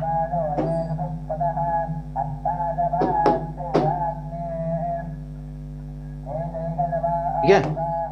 ये देखो नया डायग्राम बना लिया। इस नया डायग्राम में अगर मैं ये पॉइंट बना लूं, ये पॉइंट बना लूं, ये पॉइंट बना लूं, ये R/2 रेडियस पे, अगर वो कॉम्प्लिकेटेड फिगर है तो देख लेना ध्यान से। ये पॉइंट बना लो, ये पॉइंट बना लो, इसको नाम दे देता हूं A B C D E। मतलब A की वेलोसिटी प्योर रोलिंग है, प्योर रोलिंग है, तो A की वेलोसिटी बोलो 0, B की वेलोसिटी बोलो VCM/2, C की वेलोसिटी बोलो VCM, D की वेलोसिटी बोलो 3 VCM/2, E की वेलोसिटी बोलो 2 VCM। मतलब ये हुआ कि इस कांटेक्ट पॉइंट के अबाउट अगर मैं देखूं, इसके अबाउट, कांटेक्ट पॉइंट के अबाउट, तो तुम देखो यहां पे डिस्टेंस, अगर यहीं से डिस्टेंस में देखो, यहां से डिस्टेंस देखो, ये बताओ क्या होगा? R/2। ये क्या होगा? R। ये क्या होगा? 3R/2। ये क्या होगा? 2R। मतलब वेलोसिटी उसी रेशियो में बढ़ रहा है जिस रेशियो में वेलोसिटी रेडियस बढ़ रहा है। कैसे सर? ये दिखाओ मुझे, फील कराओ। तो बताओ इसकी वेलोसिटी क्या है? 0 है। इसकी वेलोसिटी तो 0 है। इसकी वेलोसिटी हो गई VCM/2, इसकी वेलोसिटी हो गई VCM, इसकी वेलोसिटी हो गई 3 VCM/2, इसकी वेलोसिटी हो गई 2 VCM। मतलब वेलोसिटी इज लीनियरली वेरिएबल,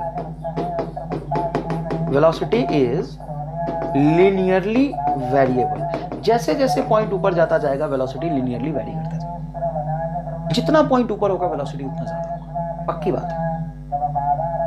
तो इसको हम बोल देते हैं, इस पॉइंट को, कांटेक्ट पॉइंट को instantaneous axis of rotation, instantaneous axis of rotation. Instantaneous axis of rotation के अबाउट ये घूम रहा होता है और पूरा पार्टिकल ओमेगा स्पीड, जिस स्पीड से रोटेट कर रहा था उसी ओमेगा से घूमेगा। तो देखो अगर उसी ओमेगा से घूमेगा तो यहाँ पे वेलोसिटी लिखनी चाहोगे तो बी पॉइंट का वेलोसिटी बताओ क्या होगा। अगर ओमेगा से घूम रहा है ये आर, तो आर ओमेगा बाई 2। अच्छा ये रेडियस आर ओमेगा से घूम रहा तो वेलोसिटी कितनी होगी सी पॉइंट का, आर ओमेगा। इस पॉइंट का कितना होगा, तो यहाँ से डिस्टेंस देखो कितना हो जाएगा, ये आर और आर बाई 2, 3 आर बाई 2, तो इस जाएगा 3 आर ओमेगा बाई 2। यही तो वेलोसिटी होता है ना, रेडियस इनटू ओमेगा। इसका वेलोसिटी बोलो क्या होगा, तो यहाँ से रेडियस बोलो क्या होगा 2r, तो इसका वेलोसिटी क्या होगा, तो इसका वेलोसिटी होगा 2r इंटू ओमेगा। और असल में 2vcm का मतलब ही तो वही है, vcm बराबर r ओमेगा, 2vcm मतलब 2r ओमेगा। मतलब कह सकते हो कि इस पॉइंट के अबाउट इंस्टेंटेनियसली वो एक्सिस ऑफ रोटेशन इसको मान सकते हैं, और इसको इंस्टेंटेनियस एक्सिस ऑफ रोटेशन को pure rolling pure rotational motion बोल सकते हैं। आप इंस्टेंटेनियसली मानते हैं, ऐसा कहते हैं, ऐसा है नहीं ऐसा आप मान सकते हो। क्यों मान सकते हो, क्योंकि वेलोसिटी इसकी आई है 0, इसकी आई है आर ओमेगा बाई 2, इसकी आई है आर ओमेगा, इसकी आई है 3 आर ओमेगा बाई 2, इसकी आई है 2 आर ओमेगा। मतलब लीनियरली वेलोसिटी यहाँ से बढ़ रहा है। तो प्योर रोटेशनल मोशन में तो यही होता है ना कि रेडियस जैसे जैसे लीनियरली बढ़ता जाता है वेलोसिटी v बराबर आर ओमेगा होता है। इसीलिए सब माना है नहीं, चूंकि वेलोसिटी जैसे जैसे ऊपर जा रहा है बढ़ता जा रहा है। ये पूरा दिखाया तुम्हें मिड पॉइंट पे, देखो आर ओमेगा बाई 2 बोलो या vcm बाई 2 बोलो एक ही बात है, क्योंकि प्योर रोलिंग मोशन में आर ओमेगा ही vcm है। समझ आया कि नहीं है। तो बोल देते हैं कि इसके अबाउट मैं मान सकता हूं कि instantaneously pure rolling motion, sorry pure rotational motion कर रहा है। प्योर रोटेशनल मोशन मतलब ये फिक्स हो गया, क्यों, क्योंकि इसकी वेलोसिटी 0 आती है, तो ये फिक्स हो गया और इसके अबाउट पूरी बॉडी घूम गई। ऐसा मानते हैं, होता नहीं है। होता क्या है, तो प्योर रोलिंग मोशन कर रहा है सेंटर ऑफ मास के अबाउट। समझ में आया कि नहीं है। प्योर रोलिंग मोशन के लिए, for pure rolling motion, for pure rolling motion. अगर मैं बेटा यहां पे तुमसे ये पूछ दूं, मैंने बहुत सारे पॉइंट बना लिए, अब तुम डिफरेंट पॉइंट की वेलोसिटी बताओ कैसे देखोगे। तो जो पॉइंट जितना नीचे होगा उसकी वेलोसिटी उतनी कम होगी। जैसे मान लो यहाँ पे 3 है, मान लो कि यहाँ पे ये 3 है, ये 4 है, ये 1 है, ये सेंटर ऑफ मास है, ये 5 है, ये 2 है, तो सबसे ज्यादा वेलोसिटी होगी 2 की। बिना सोचे समझे तुम कैसे हो, जो पॉइंट जितना ऊपर होगा वेलोसिटी उसकी उतनी ज्यादा होगी। तो सबसे ज्यादा वेलोसिटी किसी होगी 2 की। देखो यहाँ पे बनाया है v3 सबसे कम, 3 से ऊपर गया 4, 4 से ऊपर गया 1, 1 से ऊपर है सेंटर ऑफ मास से ऊपर गया 5, 5 से ऊपर है 2।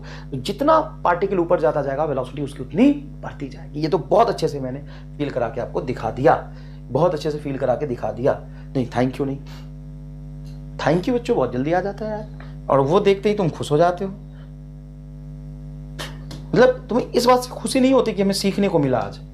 रोटेशनल मोशन, रोलिंग मोशन जो नहीं समझ आ रहा था वो थोड़ा सा फील हुआ, तुम्हें बस खुशी होती है, थैंक यू बस दिख जाना चाहिए, इंतजार करते रहते हो। देखो बेटा अब मान लो कि बॉडी प्योर रोलिंग मोशन में है, यहां पे बॉडी है, ये है प्योर रोलिंग मोशन में। अगर मैं तुम्हें सेंटर ऑफ मास पे जाके दिखा दूं कि सेंटर ऑफ मास vcm से चल रहा है, मतलब ये प्योर ट्रांसलेशन वाली वेलोसिटी होगी, और मैं तुम्हें दिखा दूं कि ओमेगा से घूम भी रहा है, तो तुम कहोगे कि ये रोटेशन भी इसमें है, रोटेशन भी है। और मैं अगर लिख दूं कि vcm बराबर r ओमेगा हो गया, तब तुम मानोगे कि प्योर रोलिंग है ना। स्टेप बाय स्टेप समझो, सिर्फ vcm बना दिया तो मतलब प्योर ट्रांसलेशन है बस, ओमेगा भी दिखा दिया मतलब प्योर रोटेशन है बस। लेकिन ओमेगा और vcm दोनों है मतलब रोलिंग है, दोनों है मतलब रोलिंग है। जब vcm बराबर r ओमेगा होगा तब जाके ये प्योर रोलिंग होगा। अब यहां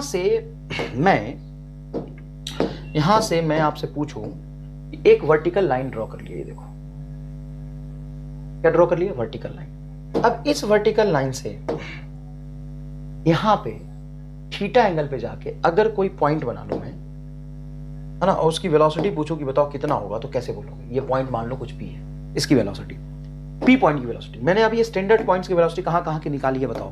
प्योर रोलिंग मोशन में इसका 0, इसका vcm, इसका 2vcm, इसका √2vcm, इसका √2vcm, इसका vcm बाई 2, इसका 3vcm बाई 2। कंसेप्ट समझ आया तो याद होगा। मैं बताऊं देख, इसका 0, इसका vcm, इसका 2vcm, इसका vcm बाई 2, इसका 3vcm बाई 2, इसका √2vcm, इसका √2vcm। देख ले। अब मैं कोई रैंडम पॉइंट ले लेता हूं यहां से थीटा एंगल, इसकी वेलोसिटी क्या होगी। इसकी वेलोसिटी निकालने के लिए सेंटर ऑफ मास का अगर वेलोसिटी है vcm, तो इसका भी वेलोसिटी आगे की तरफ होगा vcm, पक्की बात है। और रोटेशन की वजह से टेंजेंशियल डायरेक्शन में रेडियस वेक्टर के परपेंडिकुलर होगा r ओमेगा बाई 2। तो बेटा यहां पे देखो, ये होगा तेरा vcm और ये होगा तेरा r ओमेगा। देखो रेडियस r और ओमेगा से घूम रहे तो इसके परपेंडिकुलर ओमेगा, ये एंगल थीटा, तो ये भी एंगल यहां से क्या हो जाएगा थीटा। और अगर तुम प्योर रोलिंग मोशन करते हो तो आर ओमेगा को लिख सकते हो VCM। ठीक है, अब यहाँ पे नेट वेलोसिटी निकालने का क्या मतलब है? नेट वेलोसिटी निकालने का मतलब है कि रोटेशन और ट्रांसलेशन को ऐड करो। रोटेशन की वजह से बोलो क्या है? VCM, क्योंकि आर ओमेगा VCM है। ट्रांसलेशन की वजह से क्या है? VCM। मतलब दोनों मोशन की वजह से वेलोसिटी का मैग्नीट्यूड सेम है, VCM, लेकिन दोनों के बीच में एंगल है थीटा। तो दो ऐसे वेक्टर का सम जिनका मैग्नीट्यूड सेम है और उनके बीच एंगल है थीटा, तो आप लिख सकते हैं 2VCM cos थीटा बाई 2। क्या लिख सकते हैं? 2VCM cos theta by 2। लेकिन सर ये सही है, इस बात की क्या गारंटी है? गारंटी मैं नहीं, तुम्हें MR स्टार देगा। और एग्जाम में भी अगर 4 ऑप्शन आ गए तो तुम्हें सॉल्व नहीं करना, तुम्हें MR स्टार लगाना है। कैसे MR स्टार लगाएंगे? तो ध्यान से सुनिएगा। अगर मैं तुमसे बोलूं कि इफ थीटा जीरो है, मतलब यहां से थीटा वर्टिकल से मेजर कर रहा था, अगर थीटा जीरो है तो मैं यहां आ गया। अगर मैं यहां आ गया तो वेलोसिटी 2VCM आना चाहिए। थीटा को जीरो रखूंगा तो उस पॉइंट की वेलोसिटी 2VCM आना चाहिए। रख लो, जीरो रखोगे cos जीरो हो जाएगा 1, 2VCM आ गया। अगर थीटा को मैं 90 रखूं, मतलब मैं यहां पहुंच जाऊंगा, यहां से वर्टिकल से थीटा मेजर करते हुए मैं यहां पहुंच जाऊंगा। तो जब मैं यहां पहुंचूंगा तो यहां पे वेलोसिटी √2VCM आना चाहिए। तो 90 रख दो तो P पॉइंट की वेलोसिटी √2VCM आ जाएगा। अच्छा, मैं थीटा को 180 रख दूं तो, अगर मैं थीटा को 180 रख दूं तो यहां से मैं यहां पहुंच जाऊंगा, और यहां से अगर मैं यहां पहुंच गया तो नेट वेलोसिटी इस पॉइंट का होता है 0 180 डिग्री पे। तो देखो 180 रखूंगा तो 180 बाई 2 90 cos 90 होता है 0, मतलब वेलोसिटी हो गया 0। तो अब इससे ज्यादा क्या वेरीफाई करेगा यार? इससे ज्यादा क्या वेरीफाई करेगा? अगर तुम्हें समझ नहीं है तो रख ले इसको। 2VCM cos theta by 2, vertical से थीटा मेजर किया है, बस समझ आया? वर्टिकल अपवर्ड डायरेक्शन से वर्टिकल एक्सिस से थीटा मेजर किया। और तुम्हें कितनी पार्टिकल का वेलोसिटी पता चल गया तो सबका पता चल गया। कोई भी यहाँ पे पॉइंट है सबका पता चल गया। ठीक है बेटा, अब नेक्स्ट देखो, pure rolling motion on smooth inclined plane, pure rolling motion on a smooth inclined plane। Smooth incline plane पे प्योर रोलिंग मोशन की अपने को बात करनी है। तो देखो ये अपन ने बनाया इंक्लाइन प्लेन। अब ये जो इंक्लाइन प्लेन है ना बेटा, ये स्मूथ है। इंक्लाइन प्लेन कैसा है? स्मूथ है। और इस पे मैंने एक ऑब्जेक्ट रख दिया, यहाँ पे देखो, बढ़िया ऑब्जेक्ट रख दिया। अब यहाँ पे कोफिशिएंट ऑफ फ्रिक्शन 0 है, एंगल ऑफ इंक्लिनेशन थीटा है। इस पे इंक्लाइन प्लेन की वजह से इस जो भी सर्कुलर ऑब्जेक्ट है जिसका मास है m, moment of inertia I, radius है r, अगर स्फीयर होगा तो मोमेंट ऑफ इनर्शिया होगा, सॉलिड स्फीयर है तो 2/5, हॉलो स्फीयर है तो 2/3, डिपेंड करता है। सॉलिड सिलेंडर है तो mr²/2, मतलब moment of inertia circular object है कोई। इसको यहां से रख के रिलीज कर दिया, रिलीज्ड। तो इस पे टोटल नंबर ऑफ फोर्सेस बताओ कितने लग रहे होंगे? काउंट करो। 2, सिर्फ 2। हाँ सिर्फ 2। क्यों सर? 1-2 और लगा लो। सिर्फ 2 क्यों लगा रहे हो? सिर्फ 2 क्यों? तो सिर्फ 2 इस वजह से क्योंकि एक ग्रेविटेशन एक नॉर्मल, फ्रिक्शन तो है नहीं। एक ग्रेविटेशन ये रहा और तुम्हारा जो नॉर्मल है वो ये रहा, नॉर्मल ये रहा। ये हो गया आपका नॉर्मल और ये हो गया आपका ग्रेविटेशन। ये नॉर्मल और ये हो गया आपका ग्रेविटेशन। 2 ही फोर्स लगेगा। और क्या दोनों फोर्स ही सेंटर ऑफ मास से पास कर रहे हैं? हाँ। अब ये बॉडी किसके अबाउट घूमेगा? सेंटर ऑफ मास के अबाउट कि कॉन्टैक्ट पॉइंट के अबाउट? तो बेटा इसमें कोई बुराई नहीं है। मैं भी मतलब पहले रामलाल ही था, मुझे समझ आता कि जब ऑब्जेक्ट को यहां पे रख के छोड़ दिया जाता है, जैसे मैंने ऑब्जेक्ट को रख के छोड़ दिया, तो ये घूमता हुआ जब नीचे जाएगा तो कॉन्टैक्ट पॉइंट के अबाउट घूम रहा, नहीं इस पॉइंट के अबाउट। अब इस पॉइंट के अबाउट घूमने का मतलब क्या होता है? देख, मान लो ये ऑब्जेक्ट है, इस पॉइंट के अबाउट घूमने का मतलब मान लो यहां है और इस पॉइंट के अबाउट घूम रहा, मतलब ऐसे जा रहा है, ऐसे ही घूमेगा ना इस पॉइंट के अबाउट, तो ऐसे। लेकिन ऐसे थोड़ी ना घूम रहा है, ये ऐसे घूमता हुआ आ रहा है, मतलब ये किसके अबाउट घूमता हुआ आ रहा है? देखना, अपने सेंटर ऑफ मास के अबाउट घूमता हुआ आ रहा है। तो जैसे ऑब्जेक्ट को रिलीज करो तो किसके अबाउट घूमता हुआ आएगा? सेंटर ऑफ मास के अबाउट। तो मैं लिखता हूं for rotational motion about centre of mass. तो torque due to gravitational force mg about centre of mass क्या होगा? 0, क्योंकि mg तो सेंटर ऑफ मास पे लग रहा है और नॉर्मल भी सेंटर ऑफ मास से पास कर रहा है। देखो इसका भी पॉइंट ऑफ एक्शन कहां से है? सेंटर ऑफ मास से है। तो आप कहेंगे कि torque due to normal about centre of mass 0, मतलब net torque is equal to होता है I अल्फा। तो I alpha is equal to 0, क्योंकि नेट टॉर्क 0 तो अल्फा 0, मतलब ये does not start rolling, sorry rotation. और रोलिंग के लिए चाहिए रोटेशन प्लस ट्रांसलेशन। अभी रोटेशन स्टार्ट ही नहीं करेगा तो क्या करेगा, तो देखो यहां पे आप जानते हो कि अगर बेटा ये mg है तो mg का एक कंपोनेंट ये आ जाएगा, एक ये आ जाएगा और mg का दूसरा कंपोनेंट ये आएगा, यहाँ पे दूसरा कंपोनेंट ये आएगा। तो तुम कहोगे कि mg का एक कंपोनेंट जो है ये है आपका mg sin थीटा, ये है mg cos थीटा। तो mg cos थीटा नॉर्मल से बैलेंस हो जाएगा। mg cos थीटा किससे बैलेंस हो जाएगा, नॉर्मल से। यहाँ पे जो mg sin थीटा है वो नेट फोर्स हो जाएगा और mg sin थीटा बराबर हो जाएगा आपका m इंटू ए, m से m कटेगा, a बराबर g sin थीटा। और ये acceleration does not depends on mass, shape and size and geometry पे भी डिपेंड नहीं करता। रिंग रख दो, हॉलो स्फीयर रख दो, सिलेंडर रख दो, सबका एक्सीलरेशन सेम आएगा। इसलिए बेवकूफ बनाने के लिए सवाल पूछते हैं कि अगर मैं स्मूथ इंक्लाइन प्लेन पे रख दूं तो acceleration of all object is same on smooth inclined plane. Smooth inclined plane पे सबका एक्सीलरेशन क्या होगा, सेम होगा। स्मूथ इंक्लाइंड प्लेन पे सबका एक्सीलरेशन सेम होगा। क्यों भाई सबका एक्सीलरेशन सेम क्यों होगा, क्योंकि ए बराबर जी साइन थीटा आ रहा। तो टाइम टेकन सबका सेम होगा। अगर तुम सॉलिड स्फीयर का टाइम पूछ लो नीचे आने में, या हॉलो का टाइम पूछ लो, या डिस्क का टाइम पूछ लो, या रिंग का टाइम पूछ लो, सबका टाइम टेकन सेम, क्योंकि सबका एक्सीलरेशन सेम है। इसलिए हम यहाँ पे स्टेटमेंट लिखते हैं, rolling motion is not possible, rolling motion is not possible on a smooth inclined plane। बताओ सही की गलत। rolling motion is not possible on a smooth inclined plane, true or false? This statement is very much false। Sir अभी तो आपने पढ़ा है कि रोलिंग हो ही नहीं सकता और बोल लो फॉल्स है। मैंने क्या लिखा है देखो, rolling motion is not possible in smooth inclined plane. कैसे भाई, रोलिंग मोशन स्टार्ट नहीं हुआ, इसका मतलब रोलिंग मोशन नहीं होगा। स्मूथ सरफेस है, पहले घूमते हुए ऑब्जेक्ट को ही रख दो, तो घूमते हुए ऑब्जेक्ट को रख दोगे तो जो पहले से घूम रहा था तो घूमता रहेगा। असल में स्टेटमेंट होना चाहिए, to start pure rolling motion, start pure rolling motion is not possible on rough क्यों, स्मूथ इंक्लाइंड प्लेन,